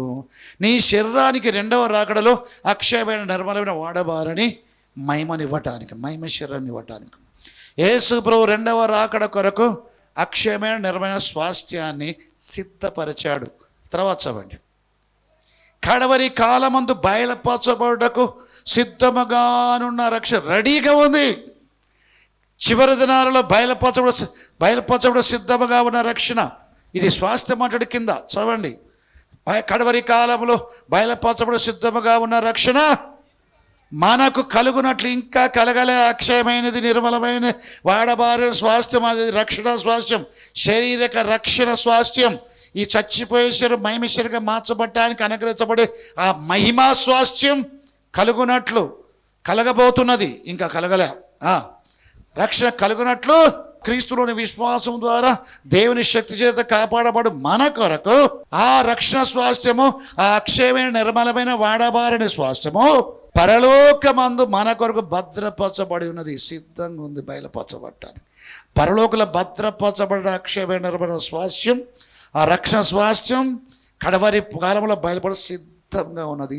అది సిద్ధపరచబడిన రక్షణ, సిద్ధపరచబడిన అక్షయమైన వాడబార స్వాస్థ్యం, అది సిద్ధపరచబడిన మహిమ. అది దేనికి ఇచ్చేది? శరీరానికి ఇచ్చేది. దేవుడు సిద్ధపరిచాడు, పరలోకంలో సిద్ధపరిచాడు. కడవరి కాలములో యేసు ప్రభు ప్రత్యక్షమైనప్పుడు నీ కనగరించబడే మహిమ కూడా ప్రత్యక్షమైంది. తను ప్రేమించే వారి కొరకు ఏవి సిద్ధపరచునో అది మనుషుల కంటికి కనబడలే, మనుషుల చెవికి కనబడలా, మనుషుల హృదయానికి అర్థం కాలే. మనకైతే మనలో నివసింపజేసే పరిశుద్ధాత్మ ద్వారా బైబిల్ చదివినా బోధించబడ్డా అర్థమైంది. ఆయన విశ్వాసం ఉంచి ఆయన ప్రేమతో నిండుకొని ఆయన ప్రేమించే మనకు ఏవి సిద్ధపరిచాడో బైబిల్లో రాసి పెట్టాడు. నీ కనిపించిన పరిశుద్ధాత్మ ద్వారా నీ కొరకు ఏవి సిద్ధపరిచాడో నీకు అర్థమయ్యేటట్టుగా చేస్తాడు, బోధింపజేస్తాడు. ఆయన రాకడలో పొందబోయే మహిమ, శరీరానికి ఉండబోయే నివాసం, నిలవరైన పట్టు మనకి ఇక్కడ లేదు, కానీ ఉండబోదు దాని కొరకు ఎదురు చూస్తున్నాము. హెబ్రీ పత్రిక 13వ అధ్యాయం 14వ వచనం రాయబడింది. మనకు నూతన యెరూషలేము పట్టణం ఉంది, అది దేవుని నివాసం, అది తండ్రి ఇల్లు. ఆ తండ్రి ఇంట అనేక నివాసాలు ఉన్నాయి. నాకు కూడా నివాసం ఉంది, నీకు కూడా నివాసం ఉంది. తండ్రి ఇంట అనేక నివాసాలు ఉన్నాయి, నాకు నివాసం ఉంది, నీకు నివాసం ఉంది. తండ్రి ఇల్లు ఒకటే కానీ దాంట్లో నివాసాలు అనేకములు ఉన్నాయి. నా తండ్రి ఇంట అనేక నివాసం కలవు, లేకపోతే చెప్తాను. నేను స్థలం సిద్ధపరచ వెలుచున్నాను. శరీరానికి పొందబోయే మహిమను సిద్ధపరుస్తున్నాడు. రాబోయే లోకములో, రాబోయే పట్టణంలో నువ్వు ఉండబోయే నివాసాన్ని సిద్ధపరుస్తున్నాడు. తర్వాత రాబోయే రాజ్యం, దేవుని రాజ్యం సిద్ధపరిచాడు, అక్షయమైంది. రాబోయే క్రొత్త భూమి, రాబోయే క్రొత్త ఆకాశం, రాబోయే నూతన యెరూషలేము పట్టణం, ఇవన్నీ నీ కొరకు నా కొరకు సిద్ధపరిచాడు. జయించువానికి సిద్ధపరిచాడు పరదేశంలో ఉన్న జీవవృక్ష ఫలం, జయించువానికి సిద్ధపరిచాడు మరుగై ఉన్న మన్నా, జయించువానికి సిద్ధపరిచాడు పరలోక దేవుని ఆలయంలో ఒక స్తంభముగా చేయబడతావు. నీ క్రొత్త పేరు ఇవ్వబడిద్ది, తెల్లరాతి ఇవ్వబడి దాని మీద కొత్త పేరు ఉంటుంది, అని పొందినోనికి తప్ప ఇంకోటి తెలియదు. జయించువానికి ఆయన ఇవ్వబోయేది జనుల మీద అధికారం ఇస్తాడు, ఇనపదారుడితో వెళ్తావు. జయించువానికి ఆయన రెండవ మరణం వల్ల హాని లేదు. ఆయన కొత్త భూమి కొత్త అక్షరం ఉంటమే కాదు, ఆయన ఏం చేస్తే సింహాసనం మీద కూర్చొని పెడతాడు ఆయనతో పాటు. జయించువానికి సింహాసనం, జయించువానికి తెల్లని వస్త్రములు, పరలోక సేనలతో ప్రభుత్వం వెంబడించి వాడుగా ఉంటావు. జయించువానికి అవన్నీ సిద్ధపరిచాడు. నీ కొరకు సిద్ధపరచబడే రాజ్యంలో నీ సిద్ధపరచబడే విషయాలు అనేకములు ఉన్నాయి. దేవుని ప్రేమించే వారికి దేవుడు ఏది సిద్ధపరిచాడో నువ్వు పరిశుద్ధాత్మని బయలుపరచబడినట్లయితే వాటిని స్వతంత్రించుకోవటానికి ప్రస్తుత జీవితంలో వీక్నెస్ రాకుండా చూసుకుంటావు, స్వాభావికంగా చెడిపోకుండా చూసుకుంటావు, క్రియాపరంగా నువ్వు చెడిపోకుండా చూసుకుంటావు. ఎవని వల్ల ఎవడు చెడిపోకుండా చూసుకుంటాడు. తాను సరిగ్గా ఉంటూ తన ఇంటి వారిని, తన తోటి వారిని, తన స్నేహితుల్ని, తన అన్నదమ్ముల్ని, తన ఇంటి వారిని, తన పిల్లల్ని వారు సరిగ్గా ఉంటాడు చూసుకుంటారు. ఎందుకు ఈ మధ్యకాలంలో ఎక్కువ భాగం సంఘాలలో ప్రస్తుతం ఏది కావాలో పట్టుకే చెప్తారు. దేవునికి అది ఇస్తాడు, ఇది ఇస్తాడు, ఇది ఇస్తాడు, ఇది ఇస్తాడు, ఇది ఇస్తాడు. ఎక్స్ట్రా ఫైనల్గా చెప్పేది గొప్ప సంగతి మారుమాసు పొందాడు. చివరికి మారుమాసు పొందనది గొప్ప విషయం. కానీ పిల్లలు ఇస్తాడు, పెళ్లి చేస్తాడు, ఇల్లు ఇస్తాడు, వాకిలు ఇస్తాడు, మోటార్ బైక్ ఇస్తాడు, కారు ఇస్తాడు, నీకు వీసా దొరుకుతుంది, నీ జాబ్ వస్తుంది, నీకు ప్రమోషన్ వస్తుంది. అది ఎప్పటి జీవితానికి? ఇప్పటి జీవితానికి. అది పొందినప్పుడు దేవా స్తోత్రం అంటావు, పొందినప్పుడు పెద్ద ఇంట్రెస్ట్ తీసుకోవు దేవుని విషయాలు. ప్రేయర్ అంటే ఇంట్రెస్ట్ లేదు, చర్చ్ అంటే ఇంట్రెస్ట్ లేదు, ఫ్యామిలీ ప్రేయర్స్ అంటే ఇంట్రెస్ట్ లేదు, ఫాస్టింగ్ అసలే ఇంట్రెస్ట్ లేదు, బైబిల్ చదవటమా ఎప్పుడో వీలైనప్పుడు బుద్ధి పుట్టినప్పుడు ఒక అధ్యాయం చదువుకుంటాం. చర్చికి పోదాం లేకపోలేదు. 9:30కి ఎందుకు పోవాలా, 10:30కి ఎందుకు పోవద్దు అంటావు. 9:30కి ఎందుకు పోవాలా, 12 గంటలు కూడా పోదాం, అయిపోయేటప్పుడు పోయి ఇంత కానికేసి వెళ్ళిపోదాం. పెళ్ళికి పోయినట్టు. పెళ్ళికి వస్తారా, ఆరాధనకు లేదు, ఆడబయట ప్లేట్ పట్టుకొని లైన్ కడతారు స్టేట్కి, అప్పుడు పోదాం. చాలామంది ఏం చేస్తారు, లోపల పెళ్ళి జరుగుతూ ఉంటుంది, ఈడ కొద్దిమంది కొంతమంది కూర్చుంటారు, కానీ ఆడ ఎక్కువ మంది ఉంటారు, బయట అక్కడ ఎక్కువ మంది ఉంటారు. దాని అర్థం క్రైస్తవులు. ఎవరు వారు? క్రైస్తవులు. ఆదిమ సంఘం ప్రభు కొరకు ప్రాణాలు ఇచ్చి పారేశారు. ఎందుకు తెలుసా? దేవుడు వారి కొరకు ఏమి సిద్ధపరిచాడో వాళ్ళు బోధించబడరు. యేసు ప్రభు రాకడలో అనుగ్రహించబడేటివి ఉన్నాయి. నువ్వు సరిగ్గా దేవునికి అనుకూలంగా జీవిస్తే వాటిని స్వీకరించుకుంటావు. నువ్వు విశ్వాసవే, రక్షించబడే వ్యక్తివే అయినా తుదమట్టుకు నీకు కలిగిందా అని గట్టిగా పట్టుకోవాలా. నిరీక్షణ గురించి బైబిల్ ఏం చెప్తుందో, నిరీక్షించే వాటి మీదపై నీ మనసు పెట్టి దేవునికి అనుకూలమైన జీవితం జీవిస్తే నిరీక్షించబడుతున్న వాటి యొక్క నిజస్వరూపం ఫెయిత్ మట్టుకే. అప్పుడు ఏంటి తెలుసా? అనుభవంలో స్వతంత్రించుకుంటాం. విశ్వాసం ద్వారా వేటిని గ్రహిస్తున్నావో దేవుడు నాకు సిద్ధపరిచాడని, ఏటిని విన్నామో, ఏది బోధించబడ్డామో వాటిని అనుభవంలో నేను స్వతంత్రించుకోవటానికి అని ఏం చేస్తావు? దేవునికి అనుకూల జీవితం జీవిస్తావు. నీకు అనుగ్రహించబడే వాటి గురించి తెలియకపోయినప్పుడు నువ్వు సీరియస్నెస్ ఉండదు క్రిస్టియన్ లైఫ్లో. యేసుప్రభు రాకడలో మనకు కనీసం మనం ఎప్పుడు కూడా వచ్చే భూకంపాలు, యుద్ధాలు, తెగుళ్ళు మాట్లాడుకుంటే ఒక రకమైన ఉంటుంది. వీటన్నిటిని తప్పించుకుంటాం. మనల్ని ప్రేమించేవాడి ద్వారా వీటన్నిటి అత్యధిక విజయం ఉంది. ఈ శ్రమలను దాటి మహిమలో పాలివారమై ఆయన మహిమేట నిలబడతాం. అది నిత్య రాజ్యంలో నిత్యం మహిమలో ఉంటాం. ఇక ఉండవు ఈ కన్నీళ్ళు, ఈ బాధలు, ఈ శ్రమలు ఉండవు. అట్లా బోధించబడితే ఏం చేస్తావు? ఆదరణ వస్తుంది. కానీ నీ కొరకు సిద్ధపరచబడిన వారి గురించి ఎక్కువగా బోధించబడితే వాటిని స్వతంత్రించుకోవటానికి మంచి సమర్పణతో దేవునికి ఇష్టమైన జీవితం నువ్వు జీవిస్తావు. దేవునికి ఇష్టమైన జీవితం జీవిస్తావు. యేసు ప్రభు చనిపోయి లేవటం వల్ల అనుగ్రహించబడి ఉన్నాయి. వాటి గురించి క్రైస్తవ సంఘాలు బోధించబడుతున్నాయి. పబ్లిక్ మీటింగ్లో బోధించబడుతారు, సెమినార్లలో బోధించబడతారు, సండే ఆరాధనలో బోధించబడతారు, ప్రత్యేక కొడుకులు యేసు ప్రభు చనిపోయి లేవటం వల్ల అనుగ్రహించబడే వాటి గురించి బోధించబడుతున్నాం. స్వస్థత, ఆత్మరక్షణ, శారీరక సంబంధం, ఈ లోకపు దీవెనలు, ఎన్ని దీవెనలు కావాలో అన్ని దీవెనలు. కానీ యేసు ప్రభు రాకడలో అనుగ్రహించబడబోయి ఉన్నాయి అన్నది బోధించబడకపోతే నీ విశ్వాసంలోంచి తొలగిపోయే ప్రమాదం ఉంది. విశ్వాసం తొలగిపోకుండా ఉండటానికి ప్రభు రెండవ రాకడలో నీకు అనుగ్రహించబడే వాటి గురించి, అవి సిద్ధపరచబడ్డ వాటిని అనుగ్రహించబోయే వాటి గురించి బోధించబడితే నువ్వు నిరీక్షణ గలవాడవై నీ సొంత రక్షణ కొనసాగించుకుంటావు. మనం రక్షణ ఆన్లైన్ ప్రేమిటిలో చెప్పినట్టుగా నిరీక్షణ గల వారవై రక్షించబడ్డాం. ఏదో పొందుతామన్న ఉద్దేశంతో ప్రస్తుతం ప్రభుని అంగీకరించి రక్షించబడ్డాం. ఈ రక్షించబడ్డ మనము పొందుతామన్న నిరీక్షణతో జీవిస్తున్నాము. ఆ నిరీక్షించబడటానికి ఆధారముకు సిద్ధపరచబడ్డ వాటిని తెలుసుకోకపోతే మనం రక్షణను ఈజీగా తీసుకుంటాం. ఈజీగా తీసుకోకుండా జాగ్రత్త పడతాం. అనేక రక్షణ నిలిచి ఉండటానికి, ఆ రక్షణ కొనసాగించుకోవటానికి జాగ్రత్త పడతాం. ఎప్పుడు మన కొరకు సిద్ధపరచబడ్డ వాటి గురించి బోధించబడ్డప్పుడు, మన తెలపడ్డప్పుడు. వద్దా నీకు మహిమ శరీరం? చావులేని శరీరం నీకు వద్దా? చావులేని జీవితం వద్దా? చావులేని లోకం నీకు వద్దా? చావులేని నివాసాలు నీకు వద్దా? కష్టాలు లేని, కన్నీళ్ళు లేని, బాధలు లేని భవిష్యత్ జీవితం, నిత్య జీవితం నీకు వద్దా? వీటన్ని గురించి తెలుసుకున్నప్పుడు ఏమైంది? అది కావాలంటాం.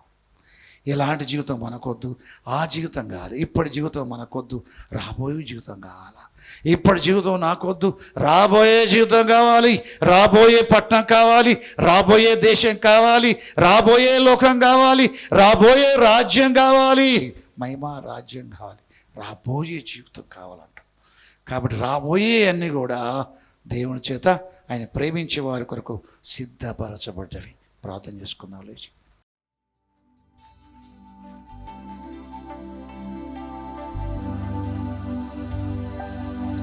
తండ్రి దేవానికి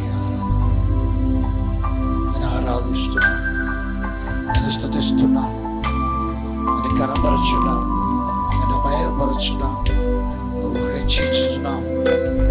పరిశుద్ధుడా, మహోన్నతుడా, నిత్య నివాసి, మా తండ్రి నాయన, మా దేవుడవు నీవే, మా జీవన ఆధారం, జీవిత ఆధారం నీవే, మా ఆత్మసమైన జీవితానికి, ఐహికసమైన జీవితానికి ఆధారం నీవే.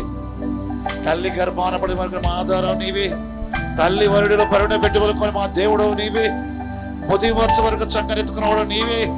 నీ చేత నిర్వహించబడుతున్నావు నాయన. మరోహర ద్రాక్షను సెలవిచ్చావు. యెహోవాకు నీవు కాపు చేసి సెలవిచ్చావు. ప్రతి నిమిషం నీరు కడతాను సెలవిచ్చావు. ఎవడో మా ఆత్మశర ప్రాణాలపై పక్కనికి సంవత్సరమే రాకుండా దివరాత్రులు కాపాడుతా సెలవిచ్చావు. దాని చుట్టూ అగ్ని ప్రాకారం కూడా సెలవిచ్చావు. నీ మాట చొప్పున మనం నిర్వహిస్తుంది. స్తోత్రం, స్తోత్రం, స్తోత్రం, స్తోత్రం, స్తోత్రం. హల్లెలూయా, హల్లెలూయా. తండ్రి దేవానికి స్తోత్రం. రాజుల రాజా, ప్రభుల ప్రభ, ఓ గ్లోరీ యేసు ప్రభు నామములో స్తోత్రం. నోరుదరి స్తోత్రాలు. హల్లెలూయా. యవనస్తులు చెప్పండి హల్లెలూయా. ప్రభువానికి స్తోత్రం. ఓ తండ్రి, నాలో నివసిస్తున్నందుకు స్తోత్రం. మాతో ఉన్నందుకై స్తోత్రం. మాలో ఉన్నందుకై స్తోత్రం. మా కుటుంబాల్లో ఉన్నందుకు స్తోత్రం. సంఘములో ఉన్నందుకు స్తోత్రం. కూడికలలో ఉన్నందుకు స్తోత్రం. పరిచయంలో ఉన్నందుకు స్తోత్రం. అనుదిన జీవితాలు నిర్వహిస్తున్నందుకు స్తోత్రం తండ్రి. ప్రభువా, నీ శరీరము తండ్రి, నీ రక్తమే సంపాదించుకున్న సంఘమేను మేము. నీ శరీరము విలువ పెట్టి కొనబడ్డవారు మీ మా సొత్తు కాదు తండ్రి. మీ మా సొత్తు కాదు తండ్రి. విలువ పెట్టి కొనబడ్డవారు నిన్నే వెలగా ఇచ్చి సంపాదించుకున్నావు ప్రభువా. నీ అంతటి విలువగా మమ్మల్ని చూస్తున్నావు ప్రభువా. మా సొత్తు కంటే నీ దృష్టికి మేమే విలువైన వారు. పౌలు దృష్టికి వారి సొత్తు కంటే వారే విలువైన వారు. మాలో ప్రతి ఒక్కరు కూడా మా కలిగిన దానికంటే మమ్మల్ని ఒకరొకరు విలువించుకుంటూ సహాయం చేయి ప్రభు. అంతటి వారని ఎదుటి వారిని ప్రభా గ్రహించడం సహాయం చేయి. విలువైన వారుగా గుర్తించడం సహాయం చేయి ప్రభా. నీ అంతటి విలువ గల వారముగా అని చెప్పి ఒకరొకరు గుర్తించడం సహాయం చేయండి ప్రభా. ఒకరొకరు మమ్మల్ని ప్రేమించుకోవడం సహాయం చేయండి. పరిశుద్ధ జీవితం, ప్రేమగల జీవితం, క్షమించుకునే జీవితం, ప్రార్థన జీవితం, ప్రయాసపడే జీవితం, పనిచేసే జీవితం మాకు దయచేయి. మమ్మల్ని ఆశీర్వదించు. యేసుక్రీస్తు ప్రార్థిస్తున్నాను.